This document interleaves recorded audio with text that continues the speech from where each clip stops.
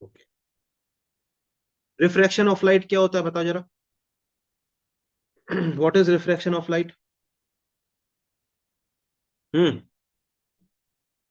तो रिफ्रैक्शन का मीनिंग बेटा ये होता है, जैसे मान लो ये कोई सरफेस है, ठीक है, और इस सरफेस पे, इस सरफेस पे बेटा एक लाइट इंसिडेंट हुई, लाइट रे इंसिडेंट हुई। पर अब ये सरफेस की खास बात क्या है बेटा, इस सरफेस के एक तरफ एक मीडियम है और दूसरी तरफ दूसरा मीडियम है। सही, ये म्यू क्या होता है? सही, ये रिफ्रैक्टिव इंडेक्स होता है। ठीक है, इंडेक्स। जिस भी मीडियम का म्यू ज्यादा होगा वो डेंसर मीडियम होगा। मतलब म्यू की वैल्यू अगर मोर होगी, ज्यादा होगी, तो मीडियम कैसा होगा? डेंसर। ठीक है, और अगर म्यू की वैल्यू लेस होगी, कम होगी वैल्यू, तो हम उसको क्या कहेंगे? Rarer medium. अब होता क्या है बेटा, जब कभी भी एक सरफेस पे एक रे ऑफ लाइट ऐसे आके इंसिडेंट होती है किसी एंगल आई पे, किसी एंगल आई पे ऐसे आके इंसिडेंट होती है, तो वो रे ऑफ लाइट दूसरे मीडियम में जाती है और वो बेंड हो जाती है, ऐसे बेंड हो जाती है। इसको कहते हैं एंगल ऑफ रिफ्रैक्शन। इसको क्या कहते हैं बेटा? Angle of refraction. तो जब लाइट एक मीडियम से दूसरे मीडियम जाती है तो वो लाइट क्या होती है? बेंड होती है। इस फिनोमेना को क्या कहा जाता है? रिफ्रैक्शन कहा जाता है। इस फिनोमेना को क्या कहा जाता है बेटा? रिफ्रैक्शन कहा जाता है। ठीक है, इस फिनोमेना को क्या कहा जाता है बेटा? रिफ्रैक्शन कहा जाता है। ठीक। अब what is this mu? What is this mu? तो म्यू जो होता है बेटा वो होता है रिफ्रैक्टिव इंडेक्स। और म्यू की डेफिनेशन क्या है? स्पीड इन वैक्यूम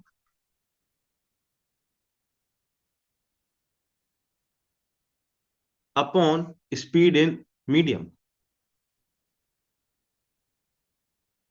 मतलब वैक्यूम में जो भी स्पीड है, कितनी है वैल्यू सर? 3 × 10⁻⁸ मीटर पर सेकेंड। दिस डिवाइडेड बाय जिस भी मीडियम का आप रिफ्रैक्टिव इंडेक्स निकालना चाहते हो उसमें आपकी स्पीड कितनी है, इनका रेशियो जो होता है वो होता है रिफ्रैक्टिव इंडेक्स। तो फॉर एग्जाम्पल, अगर मान लेते हैं एग्जाम्पल के तौर पे रिफ्रैक्टिव इंडेक्स किसी मीडियम का 1.5 है, तो आप स्पीड इन मीडियम निकाल सकते हो कि लाइट की स्पीड उस मीडियम में कितनी होगी। तो वो कितनी हो जाएगी sir? Sir speed in vacuum को हम स्मॉल सी से दिखाते हैं, तो सी अपॉन म्यू, 3 × 10⁸ अपॉन 1.5, तो यह आ जाएगा 2 × 10⁸ मीटर पर सेकेंड। इतनी स्पीड से जाएगी लाइट। इसका मतलब सर ये हुआ कि जितनी ज्यादा डेंस मीडियम होगा, स्पीड ऑफ लाइट उतनी ज्यादा क्या हो जाएगी बेटा? कम हो जाएगी। इतनी उसकी स्पीड उतनी ज्यादा क्या हो जाएगी बेटा? कम हो जाएगी। क्या इतनी बात आपको समझ आई? क्या इतनी बात आपको समझ आई? बताओ। Yes sir. अच्छा, फिर फिर क्या हुआ भाई? फिर ये हुआ कि अब बात ये आई कि भाई ये आई और आर कैसे पता करें। मतलब आई और आर के बीच में कोई रिलेशन होता है कि नहीं होता है, कैसे, मतलब क्या, कैसे, मतलब हम आई और आर कैसे निकालें, कैसे बताएं, इसके बारे में क्या बात करें। तो भैया एक भैया आए, एक साइंटिस्ट आए, उनका नाम था स्नेल्स। तो उन्होंने एक लॉ दे दिया। उन्होंने बोला, उन्होंने बहुत सारे एक्सपेरिमेंट वगैरह किए, डेटा इकट्ठा किया और उस सब डेटा के आधार पे एक लॉ दिया, एक फॉर्मूला दिया, एक लॉ दिया। उसका नाम है स्नेल्स लॉ। उन्होंने बोला, क्या बोला सर? उन्होंने बोला कि म्यू 1 इंटू इस वाले मीडियम में जो एंगल बना उसका sine is equal to mu 2 into इस वाले मीडियम में जो एंगल बना उसका साइन। ये हमेशा फॉलो करेगा रिफ्रैक्शन। क्या आपको ये बात समझ आई? बताओ, बताओ, बताओ, बताओ। किसको ये बात समझ आई? किसको ये बात समझ नहीं आई? सर ये लो वाला दोबारा रिपीट कर देना, नेटवर्क प्रॉब्लम आ गई थी। अच्छा, अच्छा।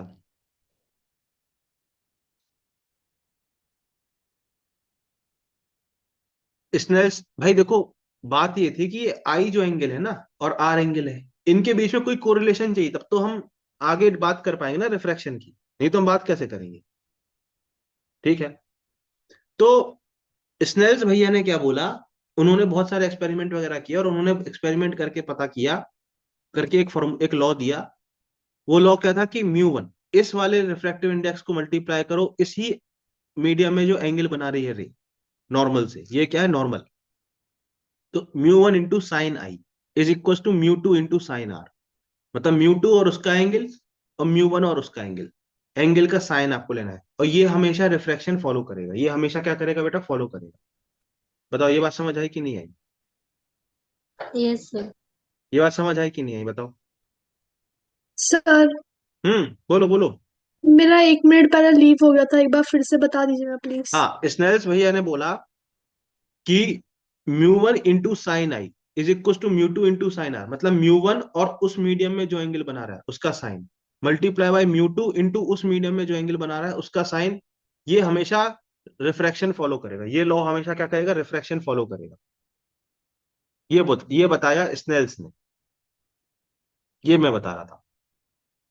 बताओ भाई, ठीक है। ये बात समझ आई कि नहीं आई? हाँ, बताओ बताओ बताओ।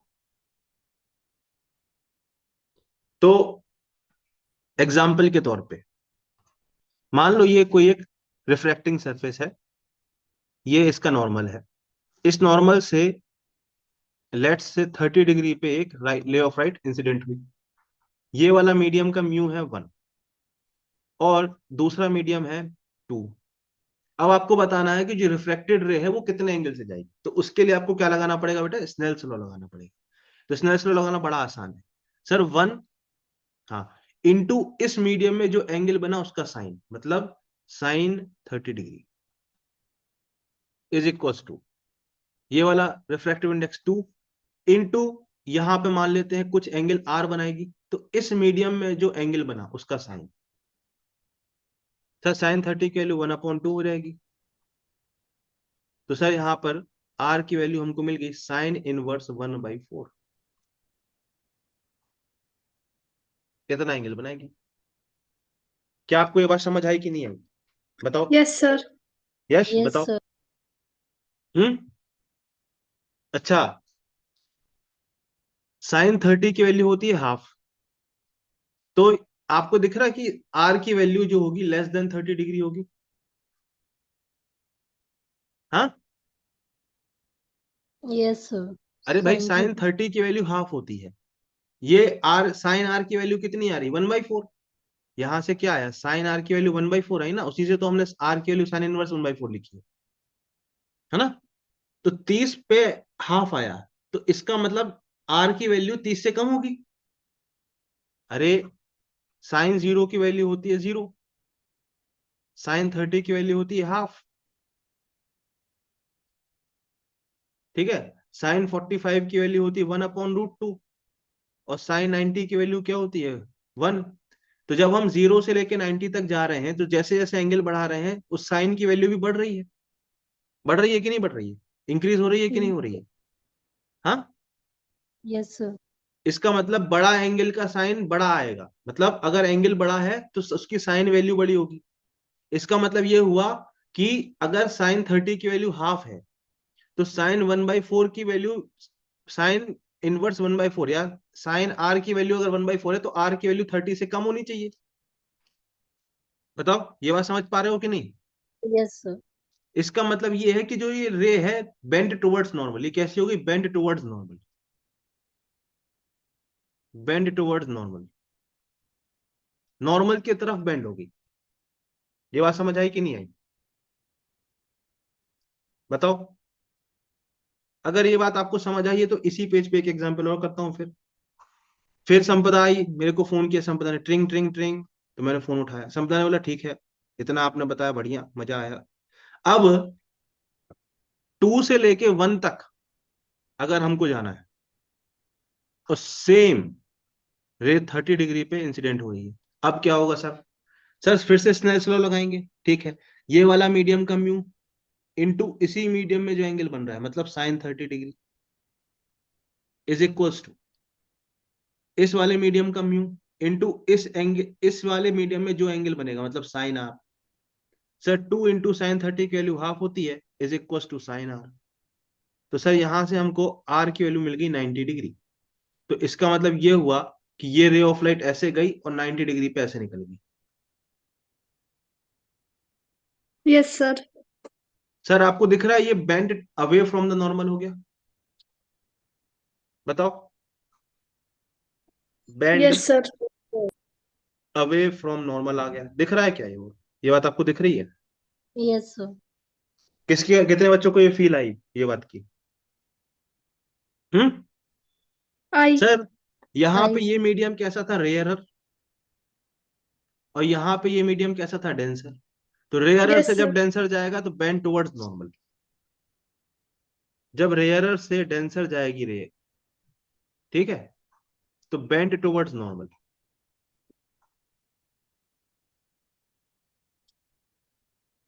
और जब डेंसर से रेयरर जाएगी रे, तो bend away from normal.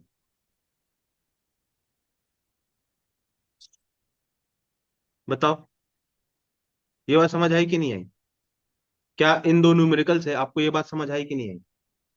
Yes yes sir. Yes. बताओ। हम्म। Yes sir. बिल्कुल सही बात। यस तो सर। ये वाला पॉइंट आपके लिए इंपॉर्टेंट है, ये सीधे सीधे आपका जो स्टेटमेंट टाइप है या आपका स्टेटमेंट टाइप है असर्शन में सीधे पूछ लिया जाएगा, ये दो पॉइंट। ठीक है। ठीक है, तो डायरेक्टली आपको ध्यान में रखना है कि रेयरर से डेंसर जाएगी तो टुवर्ड्स नॉर्मल, और डेंसर से रेयरर जाएगी तो अवे फ्रॉम नॉर्मल। ठीक है। ठीक है।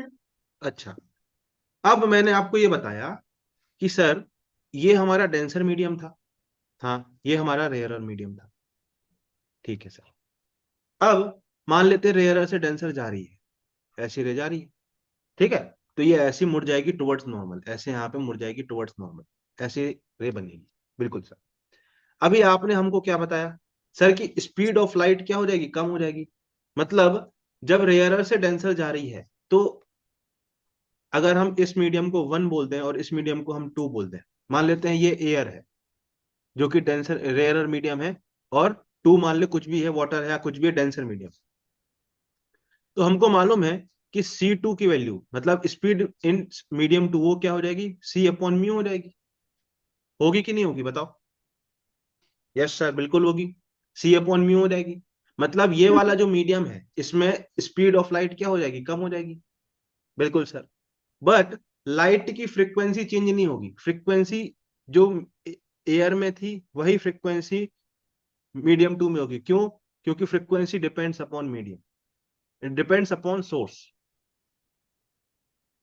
बताओ ये बात आपको समझ आ रही है कि नहीं आ रही है?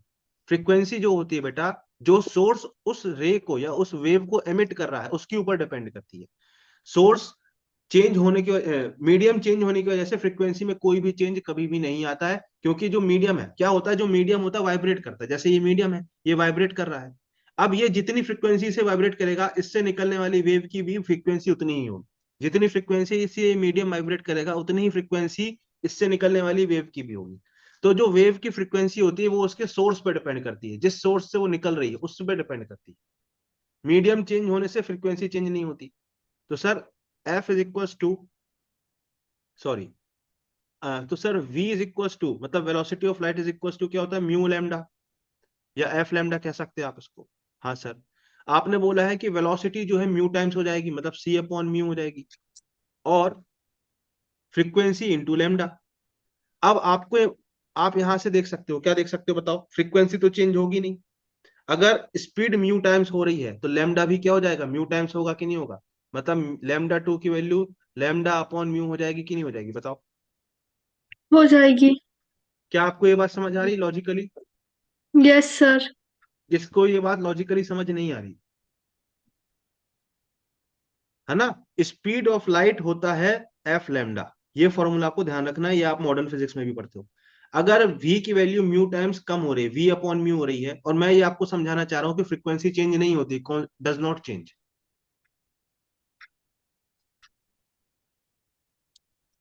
तो लैम्डा की वैल्यू भी म्यू टाइम्स कम हो जाएगी, लैम्डा अपॉन म्यू हो जाएगा। मतलब जब दूसरे मीडियम में आएगी तो उसकी वेवलेंथ कम हो जाएगी, वेवलेंथ क्या हो जाएगी, कम हो जाएगी। अगर डेंसर से रेयर से डेंसर मीडियम में आ रहा है तो वेवलेंथ क्या हो जाएगा बेटा, कम हो जाएगा। क्या आपको ये बात समझ आ रहा है?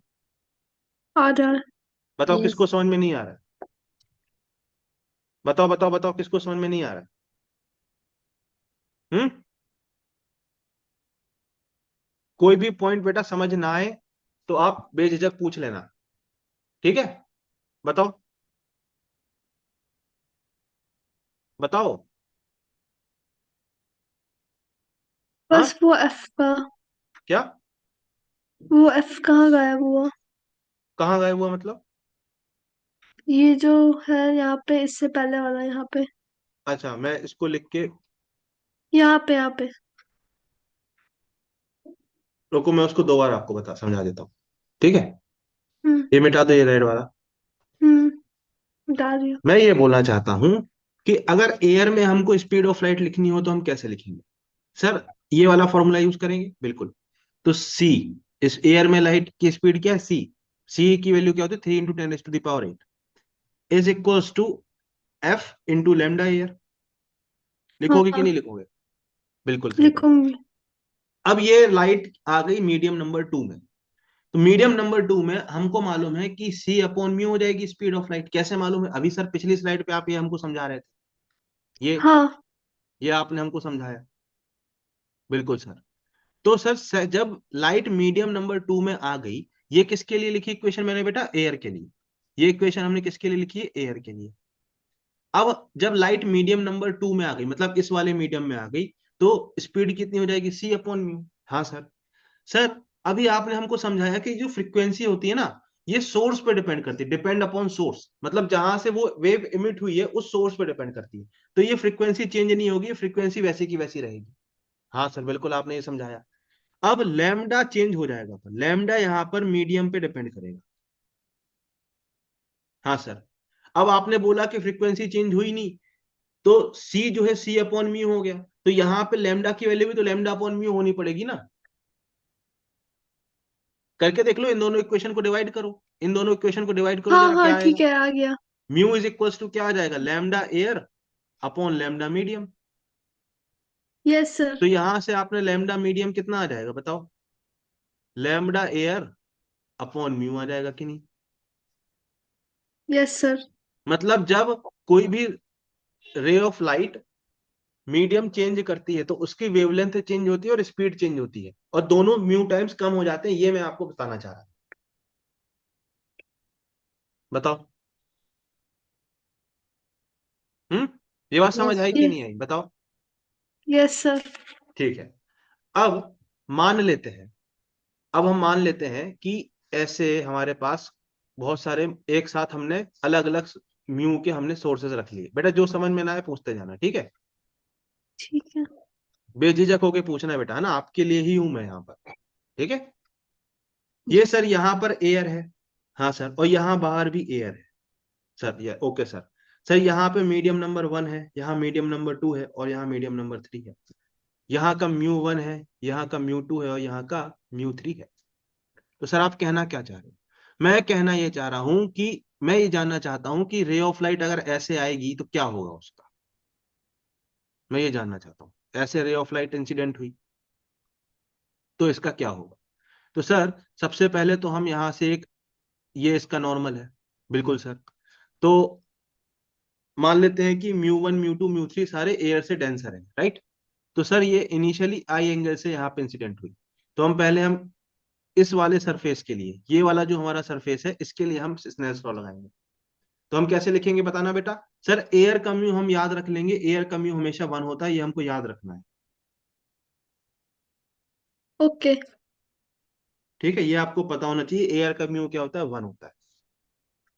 तो सर ये वाला मीडियम का म्यू इनटू इस वाले मीडियम में जो एंगल है आपने बताया था, yes sir, is equals to इस वाले मीडियम का म्यू इनटू इस वाले मीडियम में जो एंगल बनेगा R1, वो आ जाएगा। सर म्यू का वैल्यू तो 1 था, और यहाँ पे साइन आई लिख दो, is equals to mu 1 into sine R1। बिल्कुल सही बात। सर अब क्या होगा? सर यहां से आपको दिख रहा है क्या?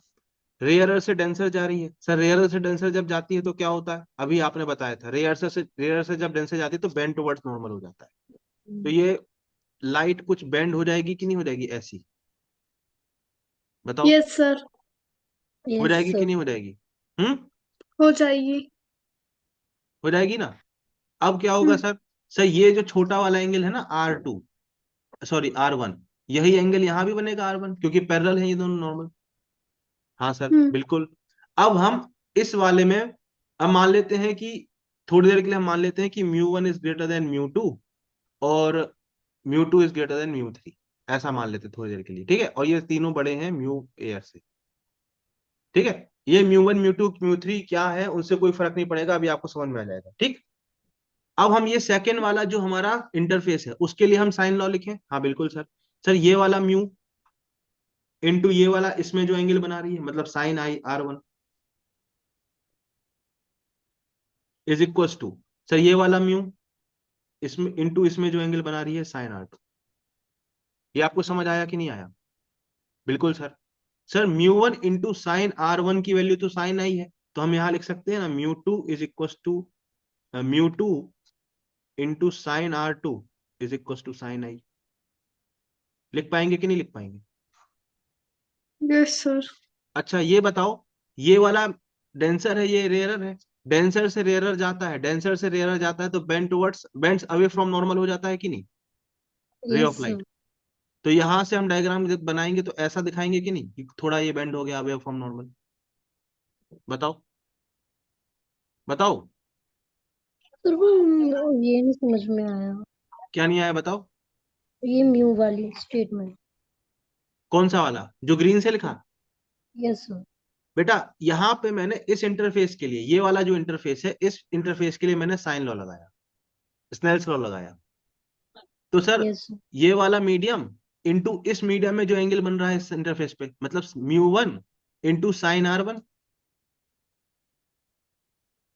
अरे जो यस। मीडियम उसी का angle yes sir. Is equals to mu 2 into sine R2। Yes sir. अब यहां से मैंने देखा म्यू 1 इंटू साइन R1 की वैल्यू तो साइन आई है ऊपर वाली इक्वेशन से, ओके सर। तो यस। यहां से ये मैंने वैल्यू रख दी। Okay sir. अब फिर हम क्या करेंगे, ये वाला जो थर्ड इंटरफेस है उसके लिए लिखेंगे सिमिलरली इक्वेशन। कैसे लिखोगे सर? थर्ड वाले इंटरफेस के लिए हम कैसे लिखेंगे देखना, mu 2 into sine R2 is equal to mu 3 into sine R3। ऐसे लिख देंगे कि नहीं? बताओ। Yes sir. और अगर यस सर।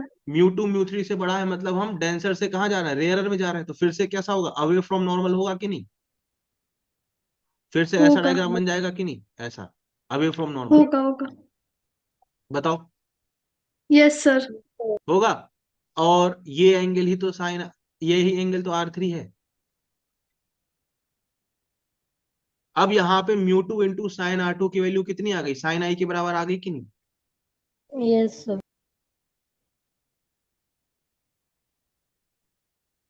बताओ। अब आखिरी वाला जो इंटरफेस है, फाइनल वाला इंटरफेस है, उसके लिए मैं अगर इक्वेशन लिखना चाहूं, ये फाइनल इंटरफेस है, उसके लिए अगर मैं इक्वेशन लिखना चाहूं तो कैसे लिखूंगा? Sir mu 3 into sine R3 is equal to, हाँ, mu air into sine R4। Sir mu air की वैल्यू तो 1 है, तो mu 3 into sine R3 is equal to, mu air की वैल्यू 1 है तो साइन R4। देखेंगे कि नहीं ऐसे? Yes sir. और sir mu 3 into sine R3, एक मिनट, ये तो हमको पता है, ये तो साइन आई के बराबर है। तो सर यहाँ पर sine I is equal to sine R4, तो यहां से हमको R4 की वैल्यू तो आई के बराबर मिल गई। ओ माय गॉड, सर आप ऐसा तो नहीं कहना चाह रहे हो ये R4 की वैल्यू आई के बराबर है, ऐसा तो नहीं कहना चाह रहे हो कि इसी रे ऑफ लाइट के पैरेलल ये निकल जाएगी? हाँ सर बिल्कुल हम यही कहना चाह रहे हैं। कब? जब दोनों साइड क्या है, एयर है, मतलब एयर से चली थी और 3 मीडियम से होते हुए एयर में वापस निकल गई, तो रे ऑफ लाइट पैरेलल निकल जाएगी। बताओ। Yes sir. हाँ, यस सर। ये ऐसा सवाल आपने कभी देखा है किसी टेस्ट सीरीज में, कहीं देखा है? याद आ रहा है आपको? हाँ। अच्छा सर, एक चीज और मैंने नोटिस की। क्या नोटिस की? संपदा ने नोटिस की एक चीज। क्या नोटिस की बताओ संपदा? संपदा बताओ क्या नोटिस किया आपने? सर संपना ने नोटिस किया कि I R4 = I तो आ रहा है, पर ये μ3 μ2 और μ1 पे डिपेंड नहीं कर रहा। मतलब ये बीच में यस मीडियम सर। कोई भी हो, ये हमेशा पैरेलल रहेगा। ये ऑलरेडी आपके एग्जाम में आता है, ये क्वेश्चन एग्जाम्स में ऑलरेडी आ चुका है और आता है। बताओ, बताओ किसको ये समझ में नहीं आया? आया सर। हाँ, नहीं आया, कुछ पल्ले नहीं पड़ा। सर एक बार इसको रिपीट कर दीजिएगा। हाँ, सर एक बार रिपीट कर दिया, मैं लेट एक बार ज्वाइन मैं किया रिपीट था। कर दूं? ओके, जस्ट अ हम्म, सेक, है ना, जस्ट गिव मी अ सेक।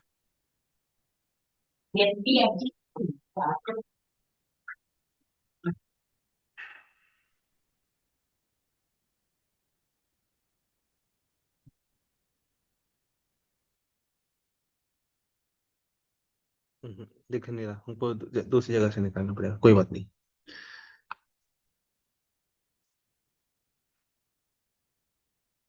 यहां पे मैंने क्या किया, हमारे पास 4 इंटरफेस थे। ठीक है, पहला इंटरफेस ये था। ठीक है, इसको हम 1 कह देते हैं। दूसरा इंटरफेस ये था, तीसरा ये था, चौथा ये था। हमने क्या किया, एक एक करके चारों इंटरफेस पे स्नैच लॉ लगाया। ये हमने पहले फर्स्ट इंटरफेस पे लगाया, फिर हमने ये सेकंड इंटरफेस पे लगाया, फिर हमने ये थर्ड इंटरफेस पे लगाया, एंड फाइनली हमने ये फोर्थ इंटरफेस पे लगाया। स्नेल्स लॉ कैसे लिखते हैं ये मैं आपको ऑलरेडी सिखा चुका हूं। कैसे, ये जब हम इस इंटरफेस पे लगा रहे हैं तो ये दोनों मीडियम आएंगे। तो यहाँ वाला मीडियम मतलब म्यू एयर की वैल्यू है 1 इंटू साइन आई, यहाँ जो एंगल बन रहा है, इज इक्वल्स टू ये वाला मीडियम का म्यू, ये जो कि μ1 है, इंटू साइन R1, यहाँ पे जो एंगल बनेंगे। अब सर हमने बोला कि मान लिया μ1 की वैल्यू μ2 से बड़ी है, μ2 की वैल्यू μ3 से बड़ी है, μ3 की वैल्यू μr से बड़ी है, मतलब ये तीनों मीडियम डेंसर है, ऐसा हम मान लेते हैं, कुछ भी रैंडम रिलेशन। तो हमको ये मालूम है कि यहाँ एयर क्या है, रेयरर है, μ1 क्या है, डेंसर है, तो रेयरर से डेंसर जा रही है तो टुवर्ड्स नॉर्मल मूव करेगी, तो हमने ऐसे बना दिया। और हमको यहाँ पे साइन आई की वैल्यू ये मिल गई, ये एक रिलेशन मिल गया। सिमिलरली हमने यहाँ पे इक्वेशन लिखी, यहाँ पे लिखी, यहाँ पे लिखी। अब यहाँ से हम जब इक्वेशन लिखते चले गए तो हमको यहाँ पे μ3 इंटू साइन R3 की वैल्यू फाइनली हमको फाइनल इक्वेशन में किसके बराबर मिलेगी, साइन R4 के बराबर। पर हम उससे पहले इक्वेशन में ही μ3 इंटू साइन R3 किसके बराबर है, साइन आई के बराबर है, ये हम निकाल चुके हैं। तो यहां से हमको ये मिला कि साइन R4 बराबर साइन आई के बराबर आएगा, और इसका मतलब है R4 की वैल्यू आई के बराबर है। मतलब ये जो इमरजेंट रे है, जो बाहर निकली रे, वो इस इंसिडेंट रे के पैरेलल है। इमरजेंट रे जो बाहर निकली है रे, वो इंसिडेंट रे के पैरेलल है, ये मैं समझाना चाह रहा हूं। ये समझ में आई कि नहीं, ये समझ में आई बात कि नहीं आई? आया सर। हाँ, हाँ बताओ, सर। ये समझ आया कि नहीं आया? आ गया सर। हाँ, emergent ray is parallel to incident ray,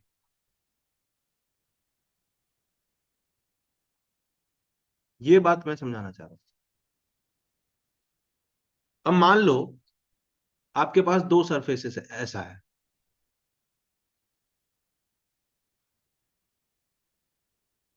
मान लो आपके पास एक ब्लॉक है जिसका रिफ्रैक्टिव इंडेक्स μ1।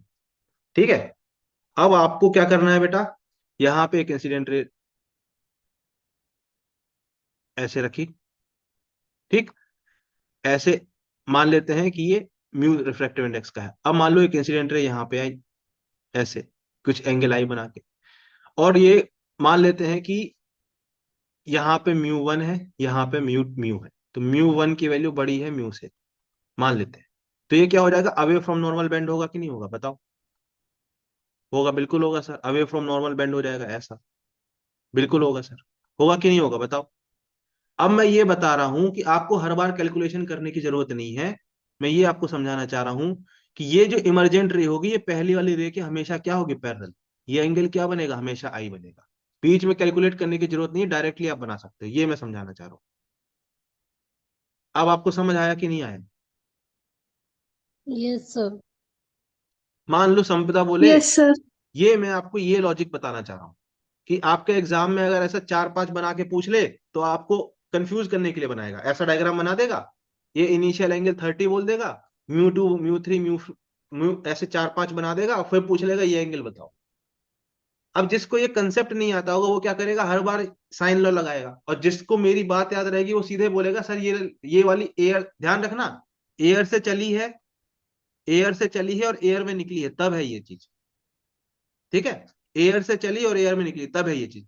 तो जिसको ये चीज नहीं मालूम होगी वो हर बार एंगल करके इतना लंबा सॉल्यूशन करेगा, और जिसको ये मेरी बात मालूम होगी वो सीधे आंसर पे टिक करके आएगा, सॉल्व बिना करे। मैं ये समझाना चाह रहा हूं। मान लो यहाँ पे दो मीडियम है, ऐसे, ये मैं समझाना चाह रहा हूँ, दो मीडियम है, इररिस्पेक्टिव ऑफ देयर थिकनेस, उनकी थिकनेस भी अलग अलग हो, हमको कोई फर्क नहीं पड़ता। ठीक है, एक मीडियम मोटा है, दूसरा मीडियम छोटा है। ठीक है, और मैं ये समझा रहा हूं कि मान लो यहाँ पे रे ऑफ लाइट ऐसे आई बेटा, ऐसे रे ऑफ लाइट आई, तो ये कुछ ऐसे चली जाएगी रिफ्लेक्ट होके, और यहां से आएगी तो कुछ ऐसे चली जाएगी। अंततः जो reflective final ray of light निकलेगी वो इसके पैरेलल निकलेगी, ये आई एंगल पे आया था, तो फाइनल रिफ्लेक्टिव जो लाइट होगी वो आई पे होगी। इट डजेंट मैटर कि इनके बीच का म्यू कितना है। मैं ये समझाना चाह रहा हूं, अगर ये म्यू से चली है और म्यू में निकली है, यहाँ म्यू वन से चली और म्यू वन में निकली है, म्यू वन से चली, म्यू वन में निकली, म्यू से चली, म्यू में निकली, जिस मीडियम से चली है उसी मीडियम में निकली है, तो नॉर्मल से जो एंगल बनाएगा वो हमेशा बराबर, मतलब ये वाली लाइट की जो रे है और ये वाली लाइट की जो रे है, मतलब ये इंसिडेंट लाइट और इमरजेंट लाइट हमेशा पैरेलल होगी, ये मैं समझाना चाह रहा हूँ। बताओ, क्या अब यस आपको ये सर। बात समझ आई कि नहीं आई? Yes sir. हम्म, आई सर। पक्का? Yes sir. किसको नहीं आई समझ बात? हम्म, बताओ। अगर आपको आई है तो फिर एक सवाल कर दो फिर। सवाल ये बोल रहा है कि यहां पर ये ग्लास प्लेट है, राइट? यहां पे एयर है जिसका म्यू वन है, यहां म्यू ग्लास प्लेट का है। ठीक है, जिसका म्यू दिया हुआ है, म्यू ग्लास प्लेट का म्यू दिया हुआ है 1.5। अब ये बोल रहा है कि reflected ray is perpendicular to refracted रे। देखो क्या होता है, जब किसी भी सरफेस पे लाइट गिरती है, जैसे इस सरफेस पे लाइट गिरी, ठीक, तो ये क्या हो जाएगी, रिफ्लेक्ट होकर ऐसे निकलेगी। अब इसमें क्या होता है बेटा, कुछ कंपोनेंट लाइट का हमेशा ऐसे रिफ्लेक्ट भी हो जाता है ना, 100% रिफ्लेक्शन नहीं होगा, कुछ कंपोनेंट ऐसा होगा जो इस ऐसे रिफ्लेक्ट भी हो जाएगा, ये हो जाती है रिफ्लेक्टेड रे। तो क्वेश्चन ये बोल रहा है कि जो रिफ्लेक्टेड रे है और रिफ्रैक्टेड रे है वो एक दूसरे के परपेंडिकुलर है, ये क्वेश्चन में गिवन है। तो आपको एंगल ऑफ इंसिडेंस आई बताना है, find angle of incidence.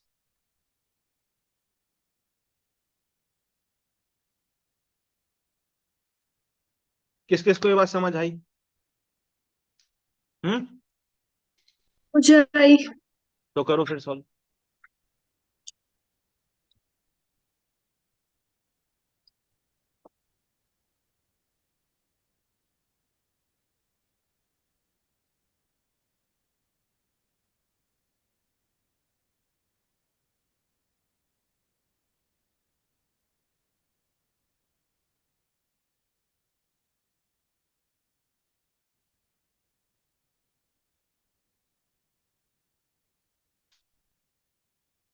Ray optics में बेटा तभी आप सवाल कर सकते हो जब आप डायग्राम बनाओगे। जो बच्चा डायग्राम नहीं बनाएगा बेटा उसको बहुत सिंपल सवाल भी बहुत टफ लगेगा, जैसे ये सवाल है ना, ये सवाल वही वो बच्चा तुरंत कर लेगा जो डायग्राम बनाएगा, ईमानदारी से जो डायग्राम बनाएगा।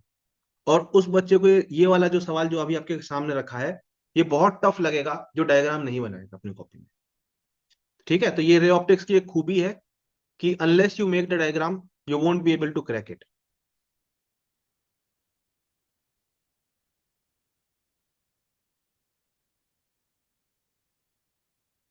सर समझ में तो आई पर सॉल्व नहीं हो रहा, ये कौन बोल रहा है? कोई बच्चा अभी ज्वाइन हुआ है बेटा, आप आराम से बैठो 5 मिनट, आपको कैचअप कर लोगे आप, डोंट वरी। ठीक है, ये स्टार जिसके नाम में लगा, क्या है उसका नाम? स्टार स्टार क्या नाम है आपका? भाई अपना नाम लिख के आया करो यार क्लास में, कम से कम पता तो चले कौन आ रहा है ना, कौन रेगुलर है कौन नहीं है ना, थोड़ा एक आइडिया तो होना चाहिए ना टीचर को कि भाई कौन है। एक काम करो सर, आप स्टार को निकनेम दे दो, स्टार। आयु आयुष नाम है आपका? स्टार आपका नाम आयुष है?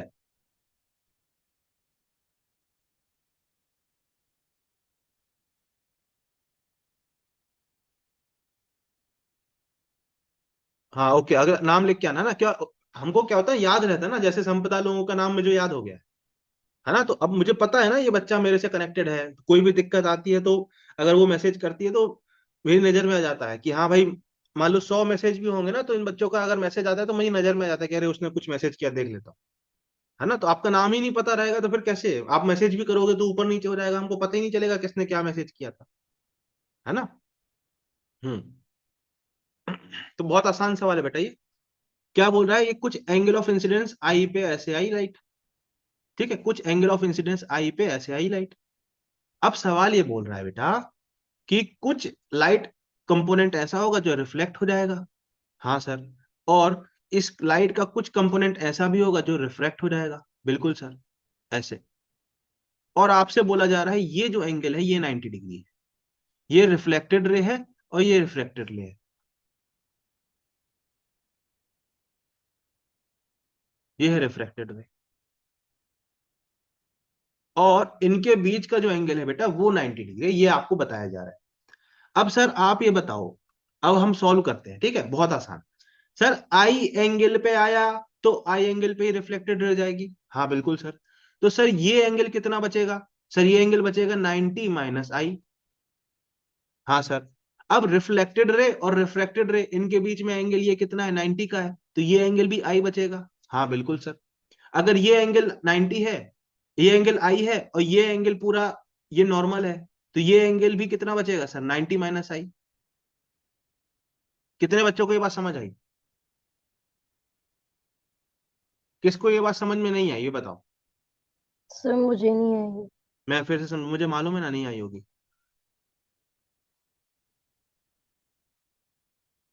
क्वेश्चन में ये बोला है बेटा, क्वेश्चन को ध्यान से सुनना। ये रिफ्लेक्टेड रे है, ये रिफ्रैक्टेड रे है, ठीक। क्वेश्चन में ये बोला है कि ये जो एंगल है ना ये 90 डिग्री का है, ठीक है। अब आप एक बात मुझे बताना, अगर मान लेते हैं कि इंसिडेंट रे आई एंगल से आया, तो हमको पता है रिफ्लेक्शन वाला जो हमने पिछला चैप्टर पढ़ा था कि एंगल ऑफ रिफ्लेक्शन कितना होता है, आई होता है कि नहीं होता है? I equal yes to sir. R होता है ना बेटा। Angle of incidence is equal to angle of reflection. Yes sir. Reflection के लॉज थे ना, लॉज ऑफ रिफ्लेक्शन में पढ़ा था कि नहीं? Yes sir. अगर ये एंगल आई है तो इतना एंगल कितना हो जाएगा, 90 माइनस आई होगा कि नहीं होगा? Yes sir. अगर रिफ्लेक्टेड रे और रिफ्रैक्टेड रे परपेंडिकुलर है जैसा सवाल में बताया गया है, तो ये एंगल आई हो जाएगा कि नहीं हो जाएगा?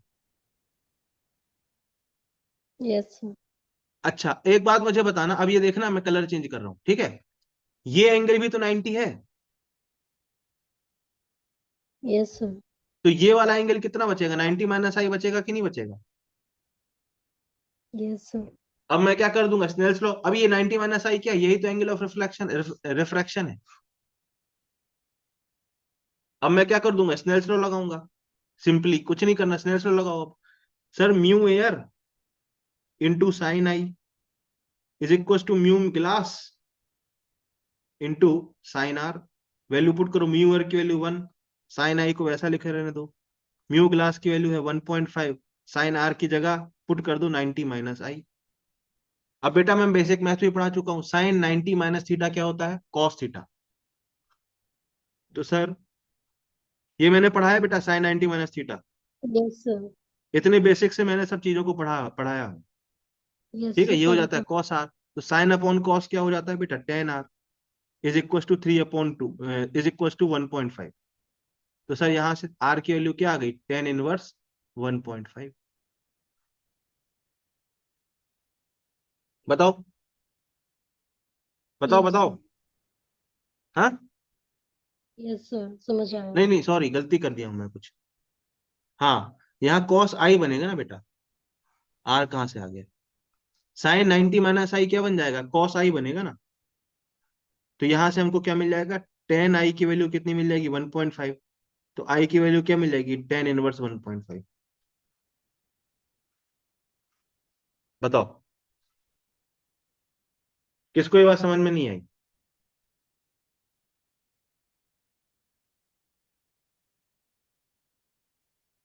बताओ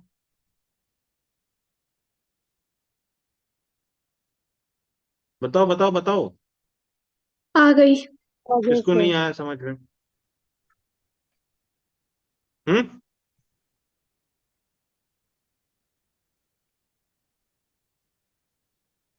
हम्म। बताओ। आगे सर। पक्का? Yes sir. श्योर?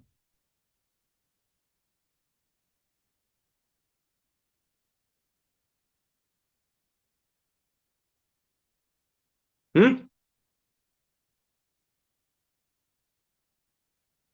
पक्का? बताओ। यस। यश हाँ बताओ। सर, हो गया हो गया। हो गया? एक और हम्म, क्वेश्चन कराऊं? वो तो मुझे पता ही था। अब ये क्वेश्चन मैं करके बताता हूं। आपको बस ध्यान से सुनना है एक एक बात को। सुनोगे ध्यान से? 5 मिनट यस। पेशेंस रख यस के। सर। ठीक है, आराम से सुनना फिर, है ना? क्वेश्चन क्या कह रहा है? क्वेश्चन बहुत अच्छा है इसलिए मैं करा रहा हूं। ठीक है। एक यहाँ पे पेड़ जैसा उगा है कुछ। This is tree. ठीक है। ट्री बोल दो या एक लकड़ी ऐसे गड़ी हुई है। ठीक है। ये क्या है बेटा? ये लेक है। ये पानी का लेक है। This is lake. Blue colour से बनाते हैं लेक।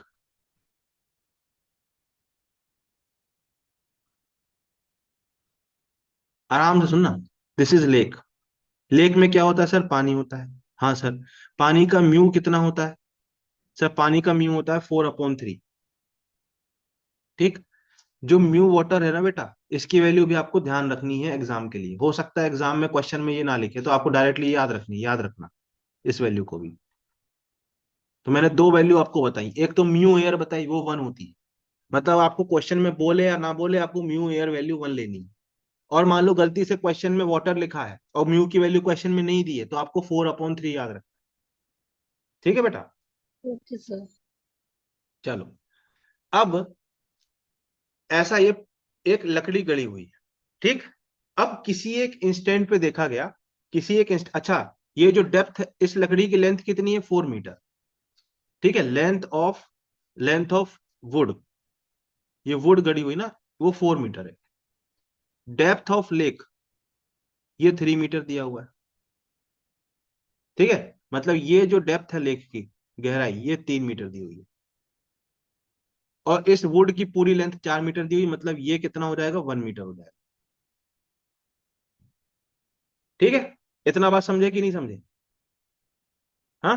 सर। अब बोला जा रहा है एट सम टाइम किसी समय पे संपदा ने देखा कि rays of light make 45 degree angle with water surface.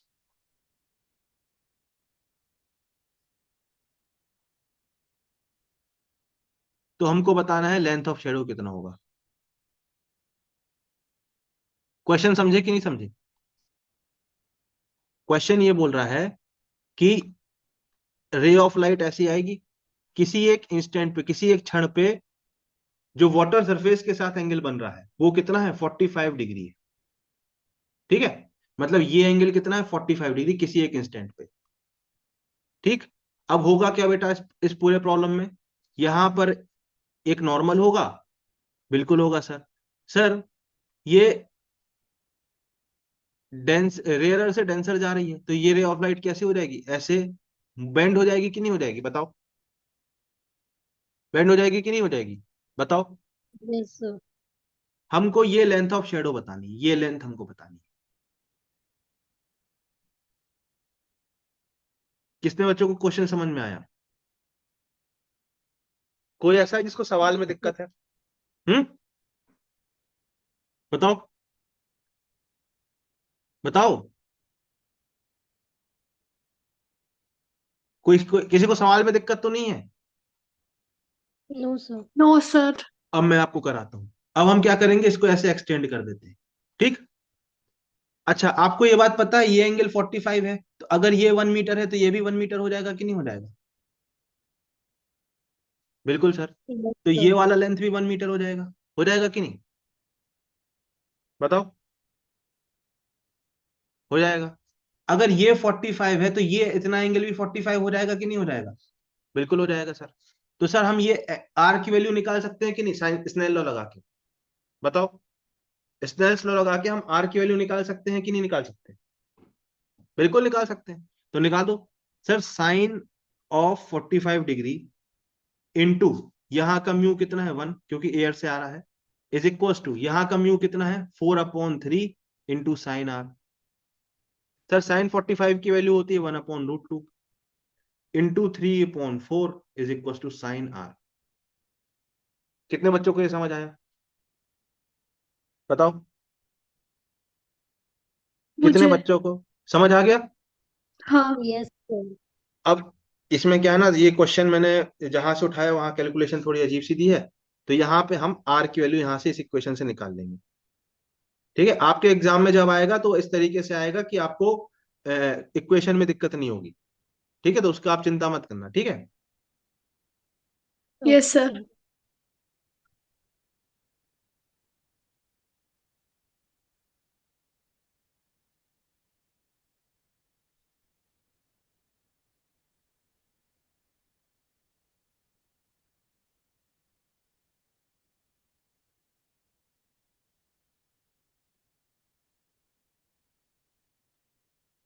मुझे आवाज नहीं आ रही कि म्यूट पे है।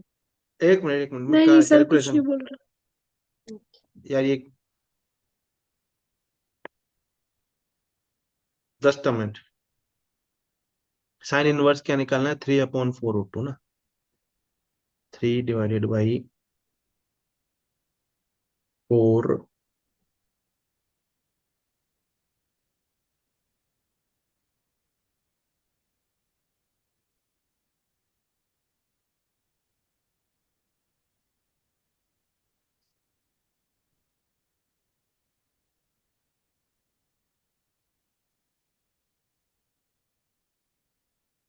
ये आ गया अपना यहां से, आर का वैल्यू आ रहा है 32 डिग्री। ठीक है, इतना आपको समझ आया? बिल्कुल। अब ये यस लेंथ सर। हमको निकालनी है। टोटल लेंथ ऑफ शेडो कितनी होगी हमारी, बताओ। शेडो की लेंथ कितनी होगी? सर 1 मीटर, ये 1 मीटर प्लस एक्स, यही होगी कि नहीं होगी? Yes sir. एक्स निकालने के लिए आप यहाँ पे इस ट्राइंगल में टेन थीटा लिख सकते हो कि नहीं, 10 आर लिख सकते हो कि नहीं? बिल्कुल लिख सकते हैं। 10 आर की वैल्यू क्या हो जाएगी सर, एक्स अपॉन ये वाली हाइट। ये हाइट कितनी है, 3 मीटर। तो यहां से एक्स की वैल्यू क्या मिल गई, 3 × 10 आर। आर का वैल्यू हमको ऑलरेडी निकाल लिया 32 डिग्री, यहाँ पुट कर दो। 3 × 10 32 डिग्री। बताओ बताओ बताओ बताओ। Yes sir. Yes sir. ये बात समझ आई कि नहीं आई? आ गई। हाँ। तो ये कितना आ आ गई। जाएगा, ये 1.87 मीटर आ रहा है, इसको कैलकुलेट करोगे तो। ठीक है। तो हमको किसकी वैल्यू निकालनी थी, शेडो की वैल्यू। तो हमारी शेडो की वैल्यू कितनी आ गई, 2.87 मीटर आ गई कि नहीं आ गई? आ गई। अब ये यार, ये हमने ना डीसी पांडे का सवाल है, ये डीसी पांडे का क्वेश्चन है। अब डीसी पांडे सर ने ऐसी वैल्यू डाली है कि बिना कैलकुलेटर के नहीं हो सकता। पर आपको मैं कंसेप्ट सोचना कैसे है वो सिखाना चाहता हूँ, इसलिए मैंने ये सब क्वेश्चन कराया। वैल्यू को देख कर नहीं डरना है, आप लोग इतने समझदार हो कि नीट में जब सवाल आएगा तो ऑटोमेटिकली वो वैल्यू ऐसी देगा कि आप कर पाओ।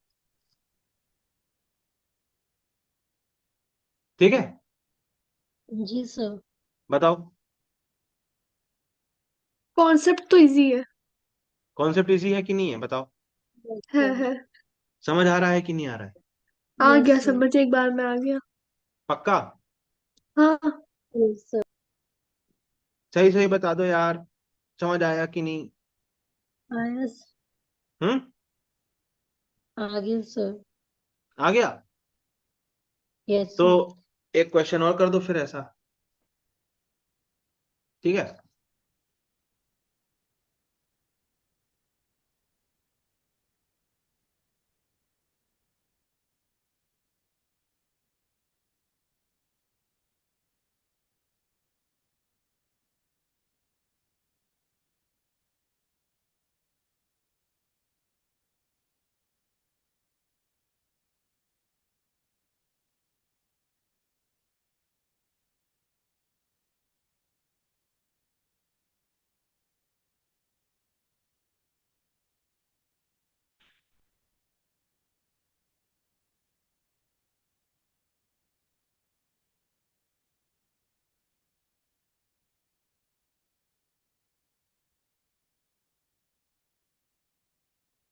एक सेकंड ना, मैं क्वेश्चन देख रहा हूँ यार, ये तो कुछ ज्यादा ही अजीब सवाल दे रहा है, इसको छोड़ो। डीसी पांडे सर थोड़ा सा लेवल हाई मिलेगा। दूसरी किताब खोल रहा हूँ। आप लोगों को जब पढ़ाने बैठता हूँ तो मुझे 4 बुक्स खोल के रखनी पड़ती है क्वेश्चंस के लिए, क्योंकि यार जो मेरे पास बुक है वो थोड़ा ऊपर पहुंच जाती है। समझ रहे हो ना? Yes sir. जी सर।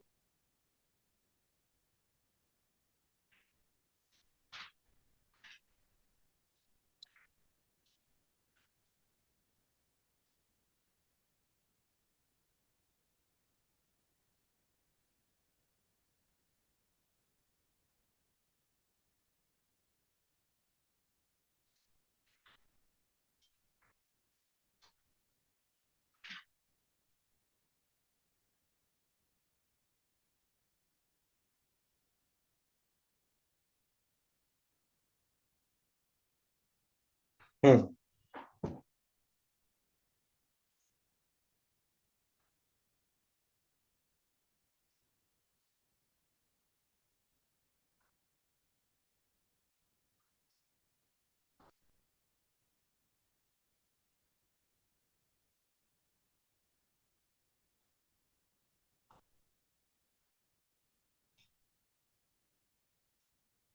हम्म।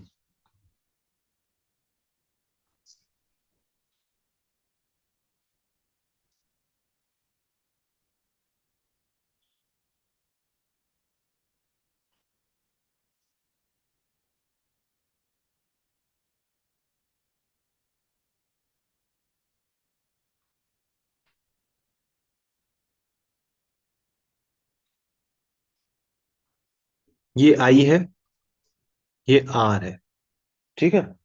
ये म्यू 1 है, ये म्यू 2 है, ये म्यू 3 है। ठीक। आपको बताना है फाइंड साइन आई अपॉन साइन आर। इसकी वैल्यू क्या होगी, ये डायग्राम गिवन है क्वेश्चन में। बस इतना ही है।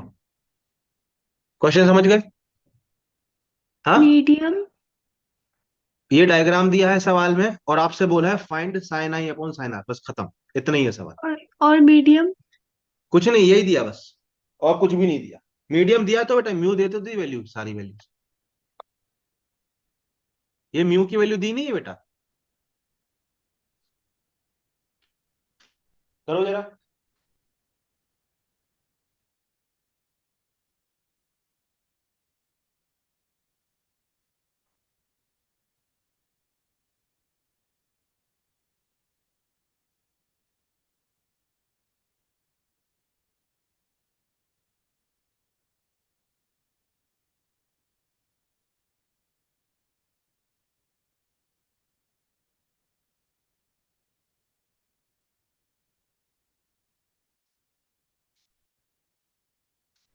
ये हम करवा चुके हैं अभी, हाँ ये कर देना, नहीं तो हम बहुत रोएंगे। अभी जस्ट करवाया हमने। इससे पहले के पहले वाला जो था। हाँ बिल्कुल यही सवाल था बेटा। ये सबसे पहले। बस फर्क क्या था, उसमें मैंने रे ऑफ लाइट को म्यू 1 से डाल के म्यू 1 में निकाल लिया था, यहाँ म्यू 1 से डाल के म्यू 3 में निकाल लो, बस यही फर्क है। पूरी प्रोसेस मैंने करके दिखाई है, बिल्कुल सेम प्रोसेस से सोचना है आपको।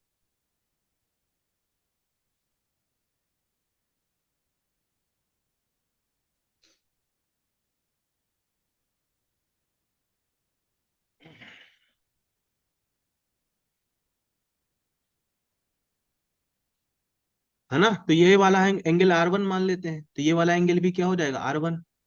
ठीक। अब हम पहले इंटरफेस के लिए, ये पहला इंटरफेस है, इसके लिए हम साइन लॉ लिखते हैं। Sir mu 1 into sine I is equals to mu 2 into sine R1।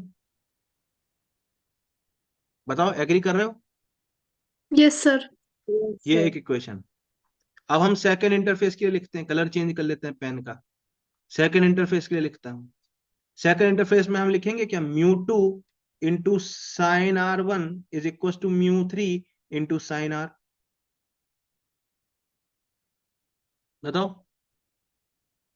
Agree करते हो? सेकंड इंटरफेस के लिए इक्वेशन चलेगी? Yes sir. ये वैल्यू सर। यहां से पुट कर दूं? Yes yes sir. तो ये आ जाएगा μ1 into sine I is equal to μ3 into sine are. तो यहां से हमको यस मिल गई sir. Sine I upon sine R is equal to μ3 upon μ1। यही तो निकालना था, यही आंसर है।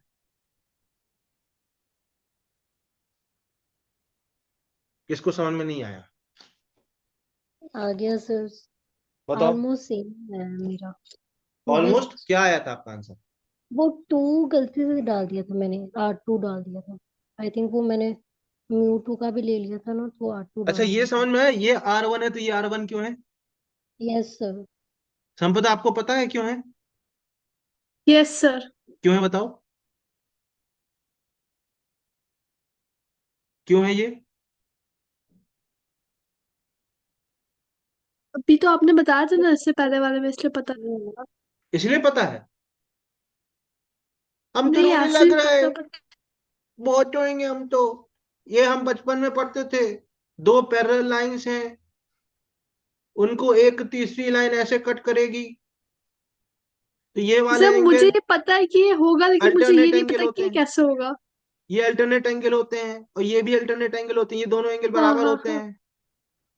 तो ये दोनों नॉर्मल पैरेलल हैं, उनको इस एक लाइन ने कट किया, तो ये दोनों कैसे एंगल हो गए? अल्टरनेट एंगल हो गए कि नहीं? हाँ। Yes sir. ये बचपन में पढ़े थे आप। Yes sir. अगर यस ये सर। एंगल ए है तो ये भी एंगल ए हो जाएगा, ये बी है तो ये भी बी हो जाएगा। और फिर हमने एक चीज और पढ़ी थी कि सेम साइड वाले एंगल भी बराबर होते हैं। ये एंगल ए है तो यस ये भी सर। एंगल ए होगा, ये एंगल बी है तो ये भी एंगल बी होगा। ये कब पढ़ा था अपन ने बेटा? 9th क्लास में। Yes sir sir. कहीं ना होती। याद आ गया? संपदा को याद आया? और हमारे साथ जो दूसरी बच्ची बैठी हाँ। उसको याद आया? Yes sir. लविश। लोविश को याद आया? Yes sir. पक्का याद आ गया? Yes sir. मतलब अ, आप आयुष मिश्रा के स्टूडेंट हो बेटा, है ना? आपको रट के नहीं बैठना है, कोई भी चीज, हर चीज का लॉजिक है बेटा। ठीक है। जी सर। R1 मैंने कैसे लिख दिया, वो R1 है ना, क्योंकि मैं अज्यूम करा था आपको ये दिमाग में आ गया होगा कि ये दो कैसे एंगल से बेटा, अल्टरनेट एंगल है। 9th क्लास में पढ़ा था, मैथ्स में। कहाँ पढ़ा था बेटा? सर मैथ्स में। मेरे दिमाग में आया था, लेकिन मैं आपको एक्सप्लेन नहीं कर पाई। हाँ, ये कहाँ पढ़ा था बेटा? 9th क्लास में मैथ्स में पढ़ा था हमने। याद आया अब? Yes sir. पक्का यस सर। 100%? Yes sir. मेरा यस दिल सर। रखने के लिए तो बस नहीं कह रहे हो कि बोल देते हैं यार इसको, हाँ? नहीं सर, आया समझ। पक्का? Yes sir. पक्का पक्का बताओ यार। Yes sir. तो एक और क्वेश्चन कर दो फिर, जिसमें हमको लग जाए कि हाँ संपदा को और उसको समझ में आ गया है। ये एक स्लैब है बेटा, ठीक है? ये एक स्लैब है, ओके। सर, इस स्लैब की थिकनेस है 2 मीटर। कितनी है थिकनेस, मोटाई कितनी है स्लैब की? 2 मीटर। Yes sir. इस स्लैब का म्यू दिया है √2। ठीक। ठीक। ओके। बाहर कुछ नहीं है, मतलब μ1। ठीक। अब यहां पर कहीं पर हमने एक लाइट डाली। हमने क्या डाली बेटा? एक लाइट की रे डाली ऐसे। ठीक है। कितने एंगल पे डाली? सर हमने 45 डिग्री के एंगल पे डाली। यस, बताओ, मानते हो कि नहीं ये यस बात? सर। आपको ये सवाल बताना है कि कितने समय बाद ये राइट रे इस स्लैब से बाहर आएगी। Find time. टाइम। हाँ, आफ्टर विच लाइट रे will come out of slab. बताओ। यार ये तो चीटिंग है। क्यों? अभी तक आपने टाइम का तो कुछ नहीं बताया था। हाँ, तो अब हम चाहते हैं कि आप सोचो उसके बारे में। सोचो, आराम से 2 मिनट का समय लो, आराम से। अभी तक मैंने जो बातें बताई हैं उसी से सॉल्व होगा। आराम से सोचो।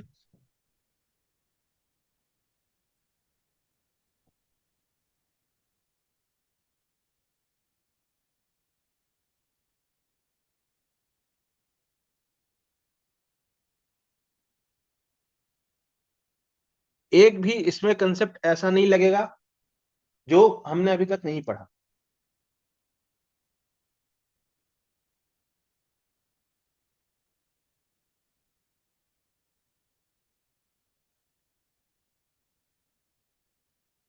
ये स्नेल्स लॉ से होगा क्या? हाँ बिल्कुल होगा, स्नेल्स लॉ लगेगा।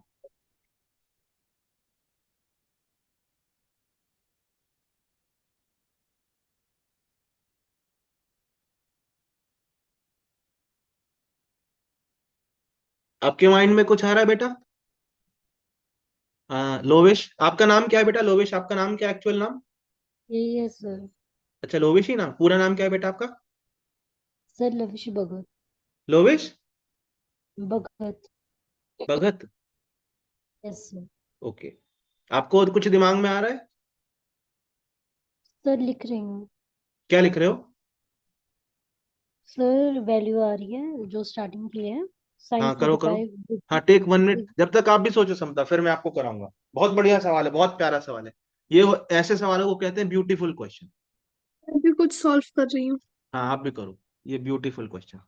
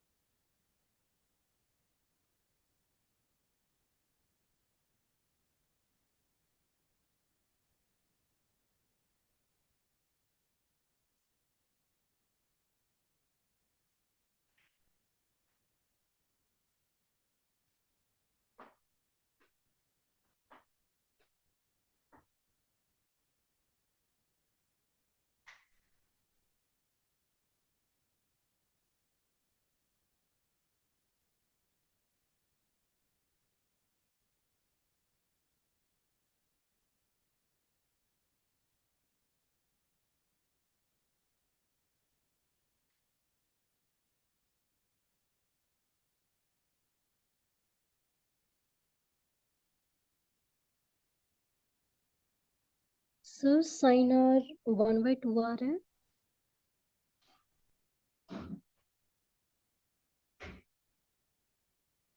हाँ बेटा, क्या है आपका आंसर? साइन आर 1/2 आ रहा है। क्या है? 1/2 साइन आर। टाइम टाइम बताओ ना, टाइम क्या है? क्वेश्चन तो टाइम का था ना, टाइम बताओ कितने समय बाद बाहर निकलेगी। ऐसा सवाल शायद आपने किसी किताब में नहीं देखा होगा। कहीं देखा है ऐसा सवाल संपदा? मैंने तो आज तक रे ऑप्टिक्स में किसी को टाइम पूछते हुए भी नहीं देखा। अच्छा, चलो हम बताते हैं, अब हम बताएं, ठीक है? अब मेरी बारी, आराम से सुनना, ठीक है? सुनोगे दोनों बच्चे? बताओ। जी। हम्म। Yes sir. ठीक है, यस सर। 2 से 3 मिनट मेरे को आराम से सुनना है ना। आप बोलोगे बताओ ऐसा सवाल भी था। अच्छा ये बताओ, ये रे ऑफ लाइट ऐसे आएगी? बिल्कुल आएगी सर, मानते हैं। और फिर रिफ्रैक्ट हो जाएगी? बिल्कुल सर मानते हैं। ऐसे कुछ होगी रिफ्रैक्ट? हाँ यस सर। ठीक है, इतना आपने डायग्राम बना लिया होगा। ठीक, लाइक दिस इट हाँ। Will be refracted. ठीक है, ऐसे रिफ्लेक्ट हो जाएगी बेटा। ये एंगल आर मान लेते हैं हम। सबसे पहले तो हम्म। आर क्या होगा, तो यहां पे हम स्नेल्स लॉ लगाते हैं। तो mu into sine 45 is equals to √2, नहीं सॉरी,